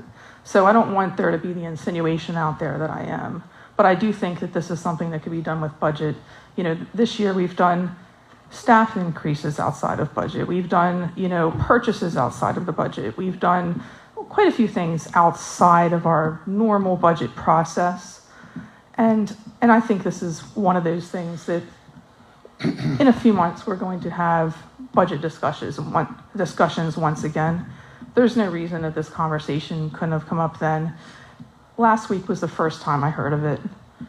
I'm sure there were discussions in the past, as Commissioner Connolly said, but it was not at the point where it was sitting in front of us and all of a sudden it's on the agenda and we're voting for it. So, you're right. Government's slow sometimes. It takes time. But to have the answers that I was asking for, and granted, it's fine. If there's a differing opinion on who should have the answer, who shouldn't, that's fine. My thing is, you want to know exactly how much you need, and you want to make sure that you're putting those fees in the right places. So, but anyway, thank you so much. I appreciate the time and effort this evening. Yep. And just to be clear, that's what we're doing, is we know the fees and we're setting them so the that amounts we can that we're collect generating. And if we waited until budget time, then that means that's just more of a loss for any other building permits that come in. So I'm thankful that we're moving forward with trying to rectify that so that we can break even. You should have addressed it in last year's budget. But okay. It's something that comes up, and I mean, to my recollection, I was in the audience when this was discussed. I want to say when you first got on the board, 2017, and this is the same conversation, and the same explanation was provided by Robert Elon. So it's been a long time, and you're right. We'll do it every year from now on so that we can stop having projects and things like that aren't at cost for the people that are getting them. But saving the money now is a good thing. Waiting until budget time and having that loss continue, I don't think that that's wise use of taxpayer dollars. So, but go ahead, Commissioner Tuckey. With the septic systems, that's done every 3 years for a homeowner. You're going from 50 to 75. I was told the reasoning is because municipally, is it that software program? Is that what it is? So it's due to salary increases. It's due to permitting costs. It's due to SEO fees increasing. So the amount of time, because our SEO, sewage enforcement officer, has to review all of these reports. So he charges us at least 1 hour to review each report. So yeah, it's a lot of increases, especially permitting softwares and yeah, everything. Well, unless I've been mistaken, that's what I was told today. It was because of that software program. One of the reasons.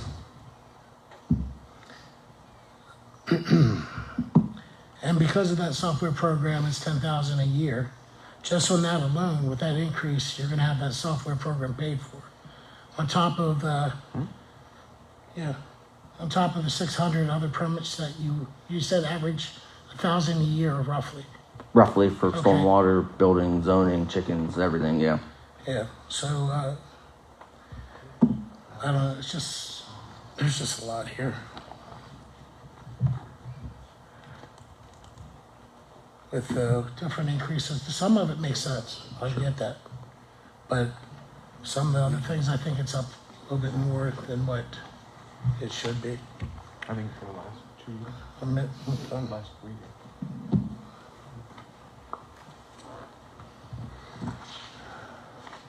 Oh, one other question, if I may. Why are we getting charged, the township, if someone does not do the electrical right? Shouldn't it be the resident or business owner that's doing that? Initially, the fee covers that. So initially, you would want that fee. So, when they do that inspection, it's covered. And then if they have to go back again, because you actually essentially have nothing that says for a re-inspection, you're going to charge the homeowner or the business. In fact, the third party then says, you're responsible on the hook of the township. That's correct. And then for the odes, just to give you a little bit of clarity on that, I think I was sitting in the crowd. I think it's been 3 years. I think that fund has not been balanced. And that's a fund by itself, just so we're clear. That's outside of the zoning and codes and the general fund. The odes is its own program and its own fund. And essentially, that is running not a reserve like it should be. And yes, their software that they had, which they maintained the same exact software, it was nothing new. The price went up. And I mean, essentially, we talked about switching softwares, but there is so much information within that municity that it's going to take some time before we can even think about changing to another software and then getting those records and changed over. Because Robert, before Zach got here, Robert and Chief Iverson were working together to try to get some program to make that blend so we wouldn't have to deal with municity, but that's just the nature of the beast. But since you have that program, We've always had it. never mind. We've always had that program. Since you have that program, I understand that. Yeah. Look, I've been around. I know a fair amount. He's the expert in codes, so I'm asking the questions. We had municipally, but you said yourself today to me that it jumped up to $10,000 a year for an annual fee, right? Correct. Okay. Yes. You said there's a $3,000 reserve for that particular. You just got. The finance director would know better than I, but I think it was 3,000 or 4,000 if I'm not mistaken. Okay. And you also said average is 1,000 permits a year. So average. and that uses that software also. Correct. Okay. So I don't know. I just didn't think that increase on that particular item was. Well, it's not just municity. It's staff time reviewing it. It's the money that we're paying approved code services for building permit or building inspections and everything. It's not, just don't think it's just municity. It's a whole slew of things that we're losing money on. So we're down one codes person. So there's that much less per hour, I would assume, right? Going out than what it was previous years? This one has nothing to do with codes enforcement. This is all for permits.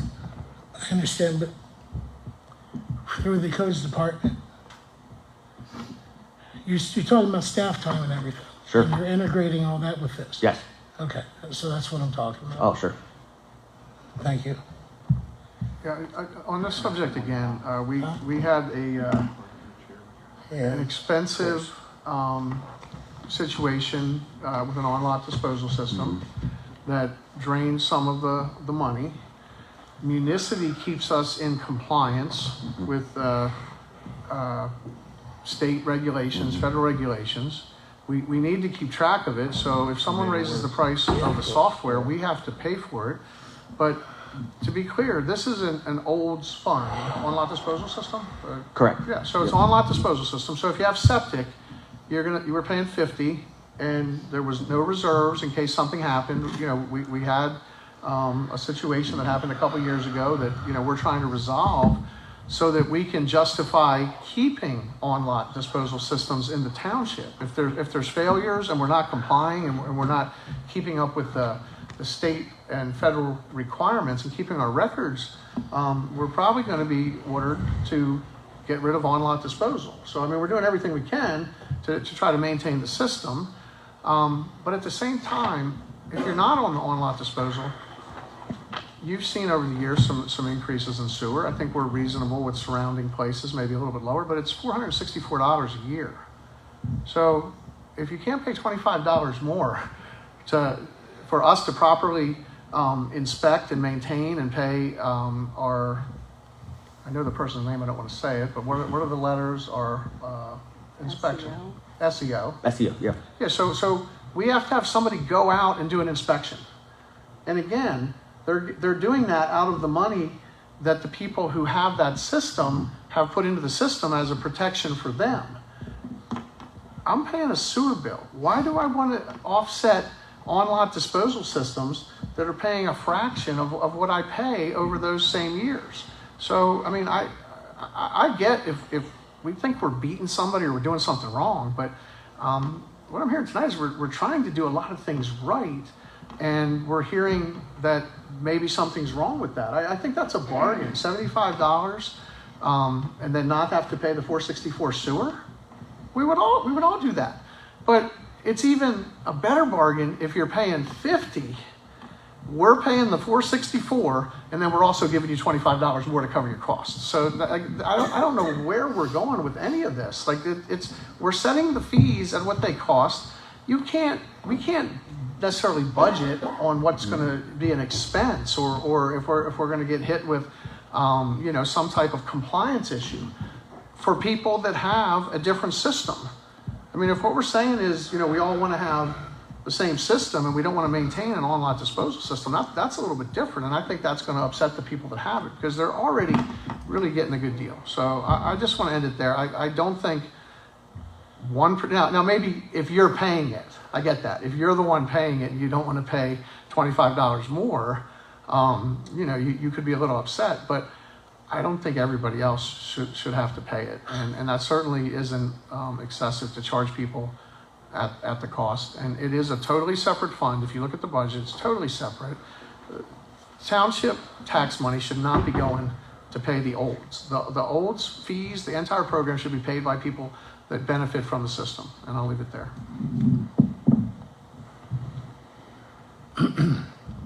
All right.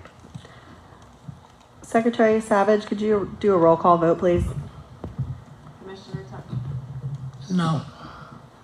Commissioner Zubek? No. Commissioner Connolly? Yes. Vice President Steele? Yes. President Ellis? Yes.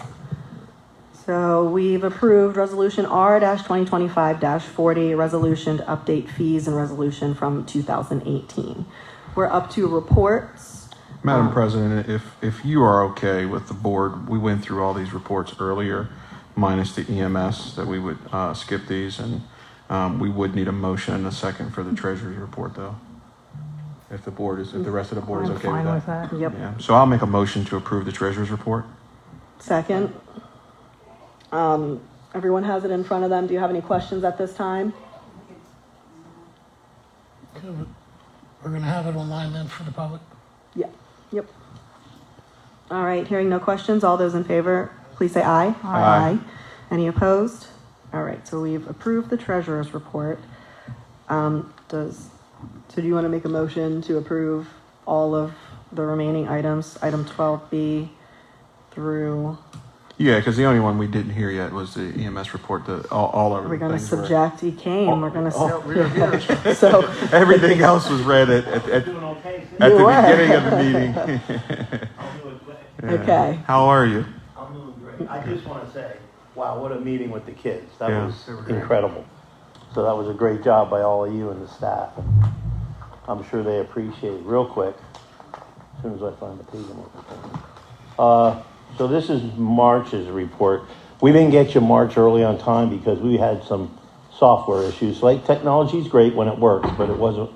They were off by a lot. We couldn't figure out what happened. So we got it straightened out. Anyway, the report for March is there was 570 total calls. 469 of them were 9/11 events. 89 are non-emergency events. I don't know when you're interested in is usually the call times. Yep, right here. What the heck? There we go. So shoot times getting out the door is around a minute. Response times are still staying right around 8 minutes, 9 seconds. So they've gotten a little better. Than getting to where we out the door until we get there. Traffic's still always an issue, as you all know. And we do less. That's a good response time, but we are doing, there's an actual push among the state to use lights and sirens a little bit less, going to emergencies. So if they're class 2, which is, I don't want to say it in a bad way, but like a less injury or not life-threatening, that if it's not a time-sensitive stuff, we don't want to use lights and sirens. Causes accidents, gets us in accidents, so we're trying to do a little bit more of that. And the response time still show, and that response time is from the time we leave the building till we get on scene.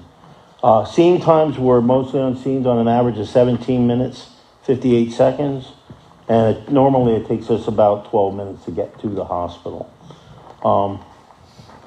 That's for April or March, and April real quick. Was 487 calls. 400 of them were 9/11. Emergency calls, non-emergency was 87. And again, your response times were pretty much the same. Yep. So in April, you were at 8 minutes and 19 seconds to respond. On-scene time went up a little bit, 19 minutes to 39 seconds. And again, it took us 12 minutes on average to get to a hospital. I do want to thank, obviously, the fire department and police department. We've had some calls, and you guys have been awesome, and your staff has been great. So we really appreciate the medical assist and also just the help on scene. It's quite a team that's out there amongst the three specialties, if you want, between EMS, fire, and police. And we appreciate your support as from the commissioners, but I think we do pretty well. So that's all I have to say. Thank you. Yeah. We're glad you got to see Anyone have any 2 meetings. Huh? Yeah. You got to see the 2 meetings. I did. Yeah. I did. I And they just have it one was question good. for you. Sure. So I had a young man reach out to me, about 20, Yeah. wanted to know about how he could get into being an EMT. He EMT? wanted to be an EMT. So I actually initially sent him to your organization, Yep. but I wanted to know if you could just give us a little brief. Sure. So we're lucky enough. 2 years ago, we started our own EMT program. We also have what they call an advanced EMT program, which once you're an EMT, you can move up to an A. A's can do IVs, they can do heart monitoring. Then you can go to be a paramedic. We currently, I'm proud to say, we offer all 3 of those specialties in training. So if anybody wants to become an EMT, they could simply go on UPMC Careers, look up the position. We're looking now. So they can apply for a job. You become an EMT intern. And what's really nice about the program is, like if I want to go to the PAC or something like that, you have to go. It's a couple days a week, and it takes a lot of time, and you usually have to work while you're going through the program. We actually hire you on as an interim. So we're paying you to go to school. And the same happens with the A. If you're with us for a year or 2 and you're an exceptional EMT and a good employee, then you have the opportunity to go to the A class, and we will pay your salary while you go through that class. And then the same with the paramedic class. Because anybody who knows about the paramedic class, it's probably a year and a half of your life. At the same time, the old way was you had to have a full-time job and do the training and the clinical and all that. And it's like hundreds of hours of clinical time on top of your class time. The way we do the paramedic program, you come out of ours. And actually, you can also, if you're private or you're somewhere else and want to do it, you can pay for it. But if you're one of our employees, we actually pay you to also go through the paramedic program. So it's less of a strain on the individuals getting through the classes. But if they want to start as an EMT, the best way is to look it up. They can always give our office a call to ask for me, and I'll get them to the education department. But certainly they could go on that. And like I said, we're doing it right now, so that'd be a great time. Yeah, that's a really great opportunity. And what age do they start? You have to be 18. 18. Okay, yeah. Great. Thank Because you. you got to so be able much. to drive Yeah, the thank ambulance. you. All right, no problem. Any other question, Mike? Yes, what's the percentage that you're having through training? That You're actually passing? are actually passing? Yeah. Oh, we're at 85%. 85? Yeah, because by being an employee, especially EMT, we can then take the time. If somebody happens to fall behind, we have a mentor program where, hey, you need to stay a little bit or come in, maybe stay an extra hour or two, and we're going to work with you. So they can keep going. Good. Go ahead. And then the personnel, your staffing has improved greatly now? It's getting better. Through the programs, it's actually helped. We're only on our second paramedic program. That's where our real shortage is. I can tell you, I just had a conversation with the local director the other day, and it's tough out there as firemen and certainly, I'm sure police. I'm not so sure about police, but in EMS right now, it is tough to get paramedics. And so that's our goal is to do our own training and get them involved. And if we certainly can we've had at least 10 of our people start at the EMT level and have now graduated the paramedic program. So it's been a great success. That program is actually run through the Center of Emergency Medicine, which is hooked up to the University of Pittsburgh. So it's a great education. The doctors teach the classes in paramedic class, so it's for the schooling. So it's good education. So. Thank you. Oh, no problem. Thank Anything you. else? Thank you. I appreciate it. Thank you all. Thank you. And before we move on, I'm just going to ask the department heads if there's anything you guys wanted to highlight from the reports for this meeting. Nope. Okay. So speak now or forever hold your peace. All right. So then we're going to go ahead and move on to item 13, authorization to proceed with RFP for Bishop Park. Motion. Second. I have a motion and a second. By way of discussion, That's just for Dogwood to begin the put out the bid process, and then hopefully have it by next week, and then not next week, next month, and then come before the full board with approval of that bid. all right. That's just for them to put it out the bid for us. Does anyone have any questions at this time? All right, hearing none. All those in favor, please say aye. Aye. Any opposed? All right, we're up to item 14, consideration of resolution, Civil Service Commission to eliminate the reserve applicant pool. Motion. Second. We have a motion and a second. Before we go into discussion, I see you're keyed up and ready to give an explanation. I think this is Superintendent Stauffer. both of you, right? Thanks, Chief. Thank you, Madam President. Our civil service regulations up until this moment in time, when we are testing for firefighters and for police officers, after the written test, only folks that have scored at least an 80% or better are brought in for oral interviews. Folks that score a 70-something% have passed the test, but they're not brought in for an oral interview. Those folks in that 70% bracket end up in a reserve pool.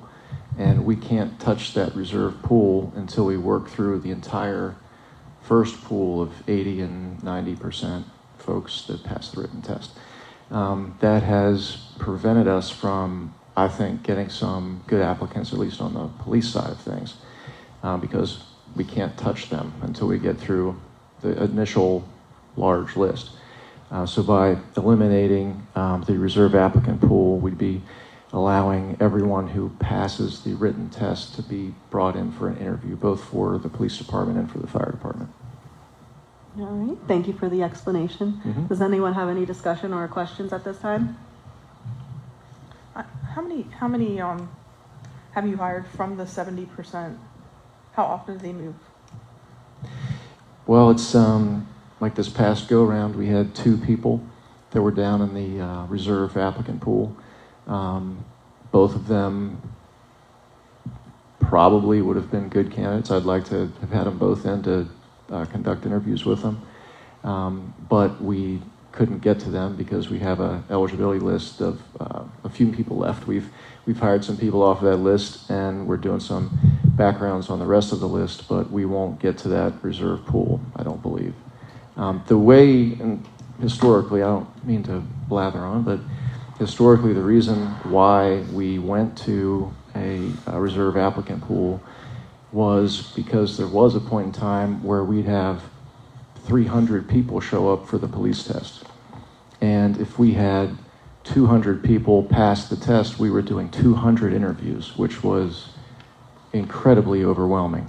So I think that was years ago, but those rules were changed to create the reserve applicant pool to make it easier on us when we had to do interviews. So we'd only have to interview 90 people instead of 200, which was still a lot of folks. Unfortunately, we're not seeing that kind of turnout for police officer positions anymore. So the idea of having the reserve applicant pool just doesn't make much sense. Thank you. Thank you. Does anyone have anything further? I just want to say the numbers that Chief Stauffer put out used to be for Swatara Township, people applying for Swatara Township in the hundreds. Now it's part of a consortium of multiple jurisdictions, and what happens is by the time you do the extensive background checks, the application process, the people that are the highest rated, the best applicants, we're in competition with other departments. So we were very lucky this last round that we got people that we really wanted to get, but the amount of people applying across the board for several departments in Dauphin County is a fraction of what used to apply here specifically for Swatara Township. So that's true. And even that that multi-agency process of hiring, they struggle. And at different times in the process, you could be a department that needs a police officer, but you might struggle to find a police officer to fill the role. And we're determined here to keep our standards high, hire the best applicants when they're available. And we've been very, very fortunate that we're getting a few really good applicants out of a smaller pool. And I think part of that is Chief Stauffer and then our command staff. They kind of have their pulse on the community. They know when somebody's looking for a job, and when they hear the positives about the people in the pool. And Chief Stauffer's not shy about letting me know as a committee chair, or Commissioner Steele know as part of finance and personnel. And we've been fortunate enough that when those people come along, we've been able to get them. And I know we lost a few here and there, but overall we're still doing really good, and I appreciate the work you're doing on that. Thank you. I want to give a shout out to our recruitment team. It's led by Sergeant Jeremy Barrick. So we have a lot of dedicated police officers who stepped up and said, I want to be part of fixing this problem. They volunteered to go out to different colleges and schools and into the community to really try to drive our numbers up. So many thanks to them for stepping up. Thank you. Go ahead. Yeah, I was just curious. How big was the last pool that you had to pull from, and how many areas are taken from that pool? Sure. We had, don't quote me on these numbers, I don't have them perfectly memorized, but I believe we had just over 60 applicants that filled out an application that we were expecting to show up for the physical fitness test. Half of those people did not show up. So we had about 30 that showed up for the physical fitness test. We lost a few people that couldn't pass the physical fitness test. And then the same day, that group that passes the test goes back here to this building to take our written exam. And we had some people not pass the written exam. Soon thereafter, we had some of those people that tested with us took jobs elsewhere quickly. I think that our eligibility list turned into a list of 12 people with 2 people in the reserve pool. So we had 14 out of the initial 60. And when I was hired, I was testing with over 300 people for 3 slots just at Swatara Township. So the numbers have gone down drastically. And out of those numbers, how many are pulling from that?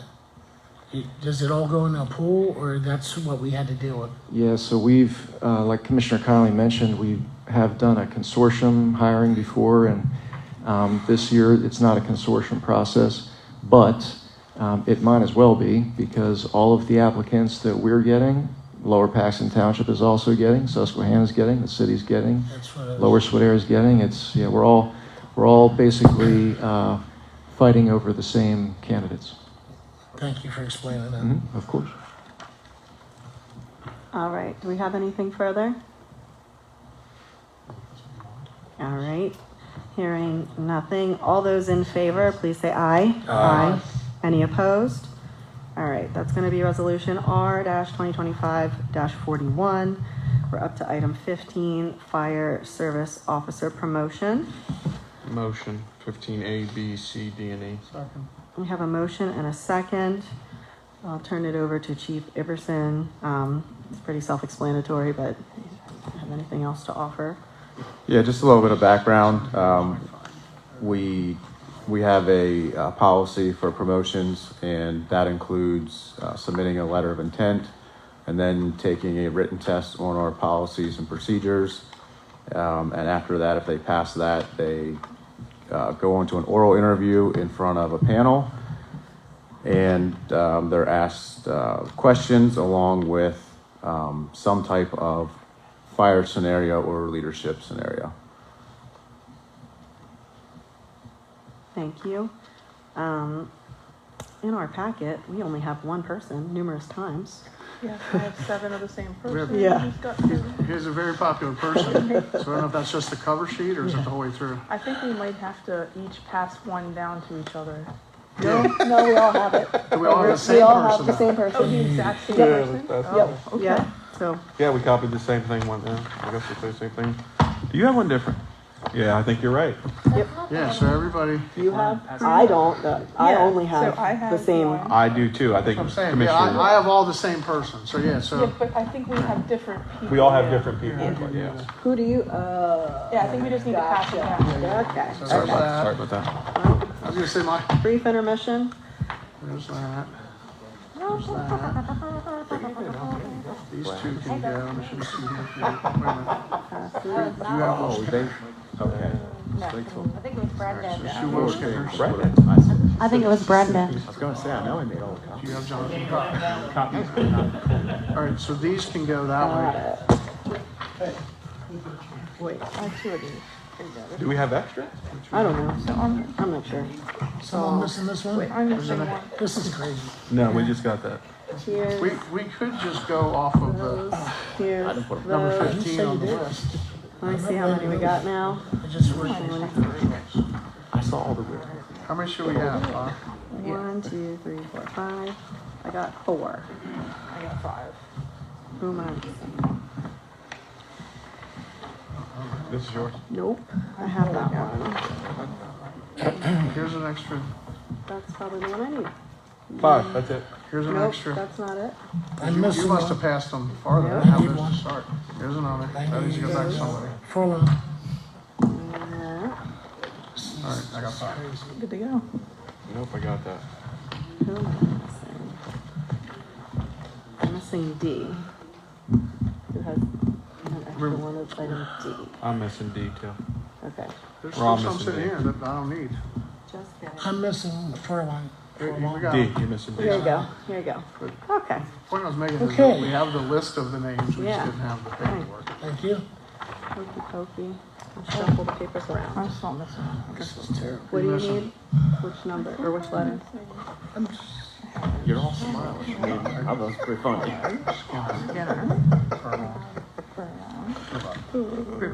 I'm good. Okay. Thank you. All right. Could have been an intermission. That wasn't bad. Now that we played musical papers, does anyone have any questions at this time?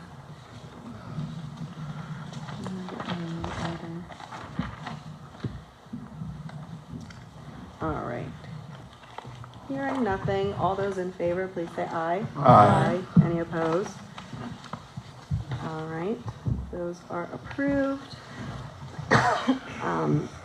Item 16, there really weren't any actions taken, but we're gonna do it just, to make sure we're not missing anything. I'll entertain a motion for ratification of all actions of the meeting. Motion. Second one. We have a motion and a second, and the reason that we're doing this is because of the students that led the meeting earlier. So actually, I guess we do for commencement of the meeting. That's really the only thing that took place.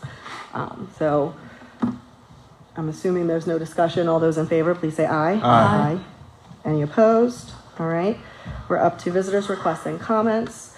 You can come forward, state your name and address again, and you may begin your comments. Do we have anyone? Going once, going twice. All right, item 18, possible stormwater violations for investigation. If you see those, you can always email. We're up to item 19, commissioners' requests and comments, additional business and correspondence. Commissioner Tuckey? Yes. I'll make it short and sweet. The senior fair, fortunately, was a really good event, well attended. I believe it was close to 500, if not over. It was being kept track through the side entrance. And at a certain point, the other entrance on the other side was opened up, and there was a decent amount of people coming through there that was not accounted for. I heard a lot of really good comments from a lot of the participants, and I appreciate everyone that did attend. It's really a decent event that does help the seniors and caregivers of seniors. I'd like to really thank Kevin Traviga, Brennan North, Tony Kep, Chris Stipe, Chad Huggins, Lisa Denitti, Nina, I'm probably going to say it wrong, Visanet, and Ed Gary from the fire police. There was 2 other members from the fire police that helped.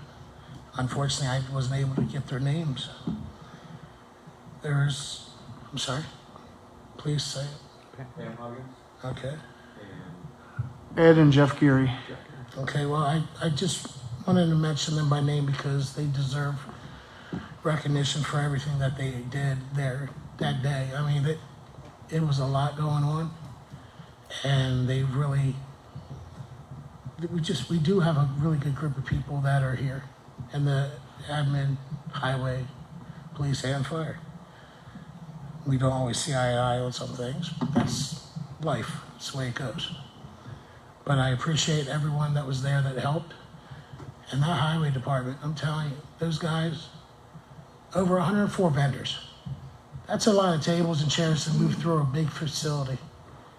It was a lot of work, and they just moved quickly to get it set up, and also to tear down. It's a lot of work. And of course, Officer Pokrap and Detective Seiler, they're just tremendous. And with their help with organization and skill, they're a huge asset, along with everyone else that I mentioned. So I just want to thank everyone that participated and helped, along with other people from the departments that showed up from the fire and police, because I am missing, unfortunately, a few officers that were there to help also. I'd like to thank everyone that came out tonight. the it was pretty fun this earlier this evening.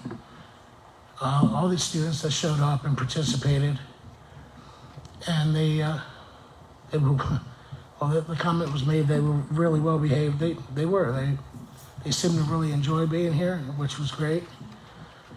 And it's just good to see people that age take an interest in local government. And those teachers that were here tonight, they're you can tell students really interact with them well. They're good people. So I'd like to thank all of them for coming in tonight and what the teachers are doing with that program at the school. And just be nice to see. The meeting wasn't too bad tonight. Just be nice if it was more like this rather than what we've been going through for months. But it's what it is. I hope everyone has a good evening. Thanks for coming out. Thank you. Commissioner Zubek? Yes, I'd like to start out by, Commissioner Tucky took a lot of my talking points for this one. But, sorry. No, it's okay. I want to just say, congratulate everyone. It was a great event for the students. Like I said, this is one of my favorite times of year when they come in and we can, and they run the meetings. And I can remember when they ran the whole meeting, it was, quite eventful to sit back and watch them. And I know tonight we had too many, so it was a little difficult to watch them break out in their different parts and have, the department heads. But nonetheless, it was a really rewarding experience, and I hope they enjoyed it as much as we did, as well as the parents and teachers.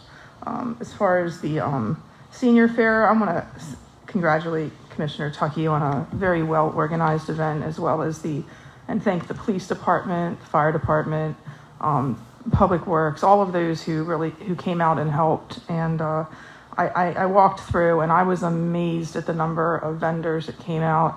And I think, I want to say the number was over 500 people attended, which is, a lot of progress since when we first, he first started it. But it's really a wonderful event, and I think most of the people that I've spoken with in our community, seniors especially, really enjoyed themselves.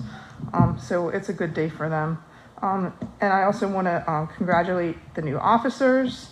I've watched a couple of them go through the ranks, and I'm very happy for them to see that they have, all the hard work and effort that they started, from rank and file members and, going to all the calls, doing a lot of the extra things that you need to really stand out. And so I'm very, very happy and proud of them that they were able to achieve a position of officer in our township fire ranks.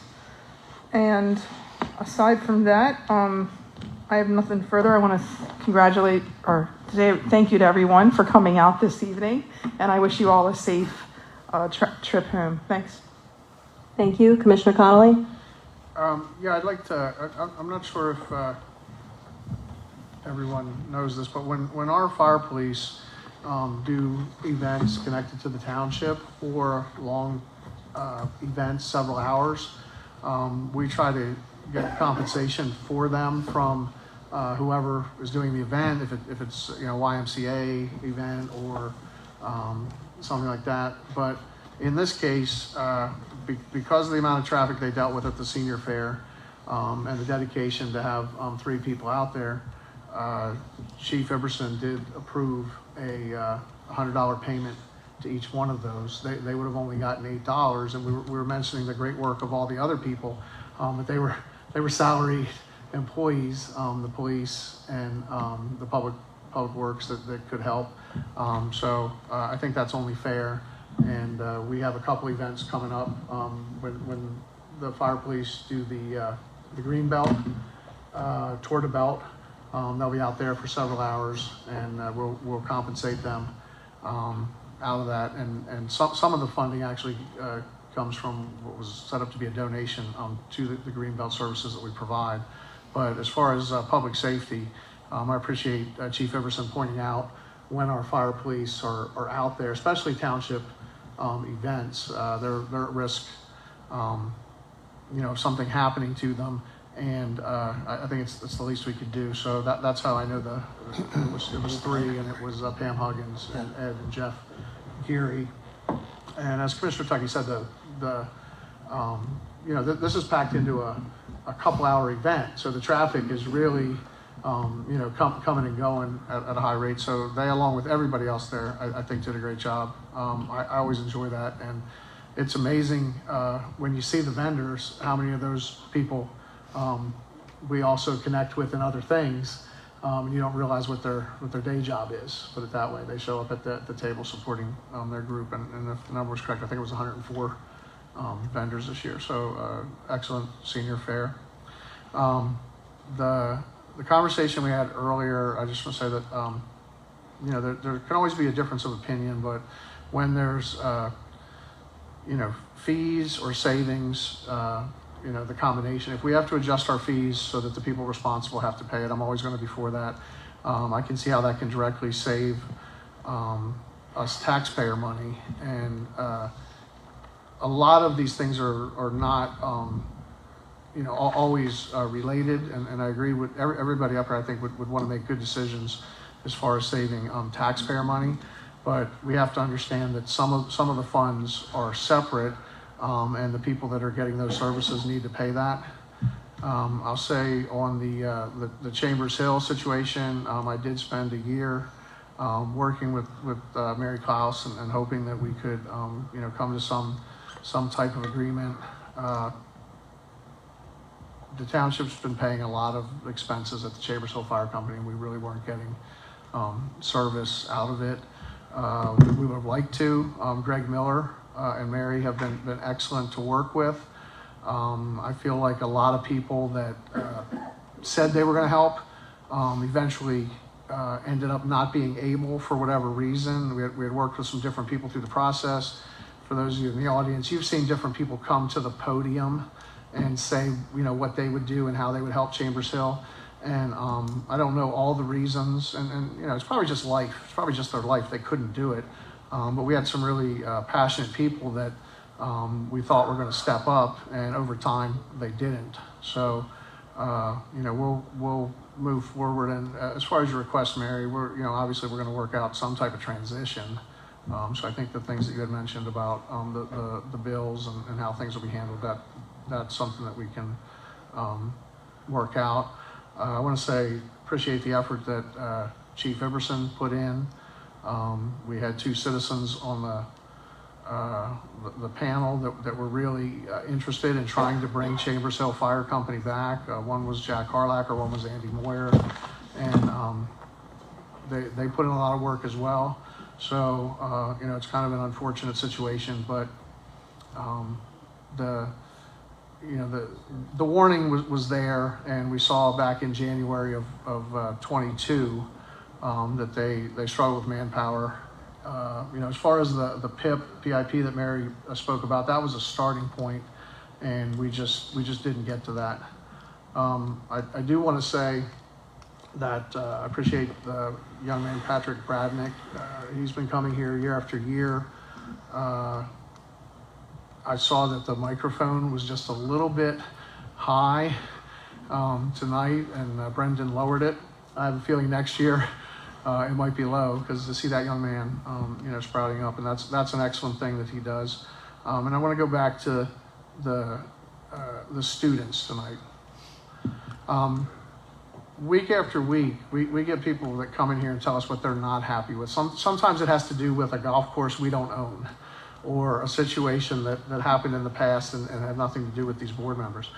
But to interact with those kids and their families in such a positive way really gives me hope for the township. And I think that's the direction we're going. The overwhelming majority of the township sees that we try to do a good job, the entire board, that we have great police services. We're improving recreation, our highway department, our fire service, absolutely incredible, and improving. And, we still have room to improve, but to see Mr. Bowder come out and really enjoy himself tonight, to come with his family. He was here today during the lunch and some of the other activities. and I appreciate his guidance when I got on the board. He's been nothing but a respectful mentor to me, and I would love to see this program continue on for forever, long after I'm gone. And I'm going to wrap it up by saying appreciate everybody coming out. You can have differences of opinion, but the facts are still the facts. And once you start distorting them and going in different directions, I don't see how any of that is helping anything, but everyone's entitled to do what they need to do. So thank you. Thank you, Vice President Steele. Yes, I'd like to thank everyone that came out today and everyone that logged on to be with us. I want to thank again for the meeting that we had today. Started at 10 o'clock, Brett? 10 o'clock. From 10 o'clock to 1:30, and I think everybody probably started setting up for 7:30, 8 o'clock this morning. The police department, the public works, the sewer, stormwater, parks and recs, our business privilege, and our HR rep, and our finance director and our chief of staff. Everybody pitched in to help out. This room was totally transformed than the way it looks here now, just to set up for the children to be able to come in and meet with all our department heads and have a good luncheon. And I think it was a great interaction between all the departments. I've seen some of the department heads and the employees sitting with the kids, eating lunch with the kids. So I thought that was a great interaction. In the beginning, they had a lot of questions. So that was a good thing too. And I think everyone has said this is probably one of our largest turnouts, where they turned out in the morning and then that same group turned out when it was time to have the meeting. So I was appreciative to have that. I want to address some things that came up at the last meeting that I asked the staff to look into when it was discussed about accounts that were put on lien with Portnoy, and I did get an answer back for those accounts.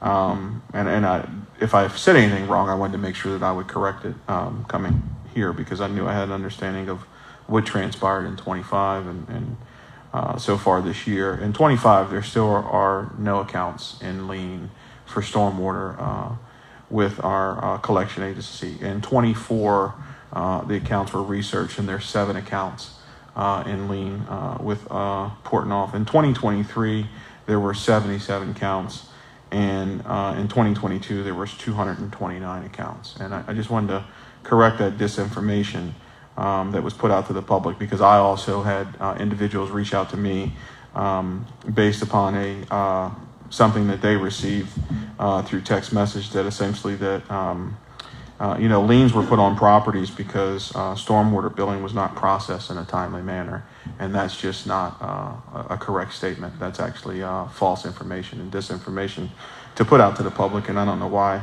anyone would do such.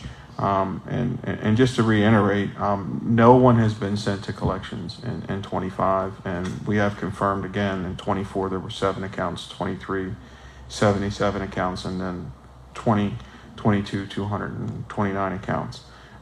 So we're doing all we can to work with whoever has a collections and has not paid their bill on time before it's even thought of for you to go to collections and get a lien put on your property. If I'm not mistaken, I think there were only 2 that weren't businesses that were actually put in liens in 24. So I just wanted to make sure I corrected that information, because that's important. I'm going to talk a little bit about the fire promotions. There's 2 on there that are pretty much near and dear to the township, because the majority of their time since they were junior firemen, they have been involved in the fire service in Swatara Township, and their names on the agenda, so I'm going to speak it out loud. Dakota Schultz and Chris Furlong. These 2 have been instrumental in the fire service to where we came from under some old standards to where we're at under some new standards, and building the department to where it is now. Not taking anything from the other 3 individuals, because they're promoted based upon their merits and their abilities as well. But these 2 here, they started their firefighter service here at 14. And rose up through the ranks and are doing a good job. And obviously that shows because Chief Iverson decided to bring them out of the category of a firefighter to a lieutenant for both of them. Congratulations to Captain Steve Brubacher, obviously. Battalion Chief John Kibe and Assistant Chief Will Skinner. And again, I'll thank everyone for coming out and have a safe trip home. Thank you. Thank you. I'm going to start with the good, we'll end with the bad. First, I want to congratulate the fire service officers that were promoted this evening. I want to thank Commissioner Bowder for coming out and participating in Student Government Day, as well as all the students, parents, and teachers. And I want to thank all the staff that took the time to meet and interact with the students, as well as present to them. So I'm going to do something that I don't usually do. I've prepared remarks on my phone rather than handwrite them, and they're lengthy. So this is your warning. If you're not interested in listening, it's going to be a minute. So if you're a Republican, you probably received a piece of attack mail from the two commissioners sitting on the end of this dais. One of the bullets points that's listed on this says, Liberal Tom Connolly was accused by his ex-wife in court filings as being verbally abusive and threatening physical abuse, and it's cited from the Prothonotari's office from August 10th, 2010. 4 years ago, that same piece of information was used on an attack mail ad against which everyone knows Tom Connolly is my dad. If that's a surprise to anyone, I'm not sure why it would be. But he is a bigger person than me. He never addressed it. I didn't address it 4 years ago. I am going to address it tonight. The time frame that is referred to on this mailer is from a child custody case about my brother, Jordan. Jordan was 15 years old in 2010. And the reason that I prepared the comments is basically to keep my composure. This was a custody case between my father and Jordan's mother. And the reason there was a custody battle was because he started skipping school. He started selling drugs. He started getting in trouble. And he was starting to use drugs. The two commissioners on the end would prefer that you believe that the threatening, physical harm, and verbally abusive part was against Jordan's mom. Had nothing to do with that. Can you please and I'd like turn off to the know microphones? why. Thank you. Okay. I'm going to finish. I'm going to finish. This is campaigning. I'm going to finish. Yeah, I'm going to finish. Even though in 2010, they'd been divorced for almost 15 years. What that piece of information from that custody battle actually refers to is my father attempting to parent my brother and steer him down the path that would have led him not to what happened to him. My brother passed away in 2020 from a drug overdose. This piece of information that is listed in here marks the beginning of the end of my brother's life. Let me collect myself. The court filing that these two so callously referred to and cold-heartedly referred to on this piece of mail to advance their chances of being elected, again, marks the beginning of the end of my brother's life. So if the general public had any questions and didn't understand the animosity that it's up here between myself and mainly Commissioner Zubek, who walked out, this is why. 4 years ago, I confronted her about this because, again, sent it out then too. And she pretended that she didn't know anything about it, that she didn't have anything to do with it. And at the time, I told her that I thought she was a trash human being. I'll say it again. I still think that. 2 months ago, I wished my brother a happy birthday, a happy 30th birthday in heaven during my commissioner's comments. The next day, Commissioner Tuckey, you reached out to me and offered your condolences about my brother. I thought this was a kind gesture, and it lined up with my impression of who you were as a person. I gave you the benefit of the doubt 4 years ago because I didn't think that you knew the context of that piece of information that was sent out on a mailer. Now, 2 months later, my impression is that you've sold out and you've corrupted your morals for political gain. In Pennsylvania, details of child custody cases are generally not available to the public. So I fully intend to file a complaint with the Prothonotary, Matt Krupp, who is also up for election. I want to know why details of my brother's custody case were leaked to these two. I do know that in 2010, the attorney that represented my brother's mom, who also 4 years ago wrote a statement refuting the context that was sent out, worked for a firm called McNeese, Wallace & Nurick. If you've been following the news lately, you may have seen that a well-connected political lobbyist named Michael Musser worked for the firm up until December of last year and was let go due to a cloud of scandal and accusations of wrongdoing at the county level. This individual has a history of meddling in Swatara Township elections and has close ties to former Republican and current Republican commissioners. In fact, former Commissioner Varner lives in his old home. In our last election cycle, Michael Musser had a PAC registered under him that still used Jeff Varner's address. And the reason that I'm going into this is to highlight the close ties that these commissioners in our township have to an individual that's facing countless accusations of corruption. And to highlight that this isn't the first time that a county row office has given out information that would otherwise be confidential to Republican candidates in our township to advance them politically. In 2019, a similar attack mailer was sent out against former Commissioner Bowder, who we honored this evening, that had his voter registration information on it, including his date of birth, his full driver's license number, and the last 4 digits of his social security number. District Attorney Fran Chardo, who is also up for election, said that no crime was committed, yet for the rest of his life, former Commissioner Bowder has to pay for identity theft monitoring because, again, a county row office gave information that should have been confidential. For those that aren't aware, the FBI is investigating widespread corruption in Dauphin County. So I'm also going to forward my complaint against the Prothonotari's office to the FBI. So basically, voters have a choice. You can stick with candidates that have nothing to offer you but negativity and have no problem sharing confidential child custody information from over a decade ago about someone that doesn't have the opportunity to address the cowards that sent it out because he's no longer with us. Or you can choose literally anyone else in the race.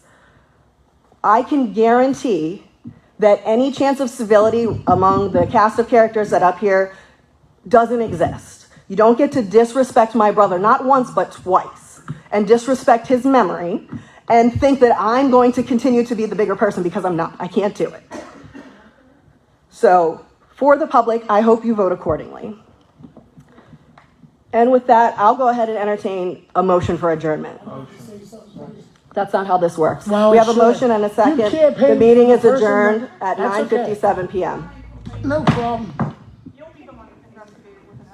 Right, go for it. Go for it. Trash, absolute trash. And your father knows that I didn't do that. He actually knows you had the information, and you did address it.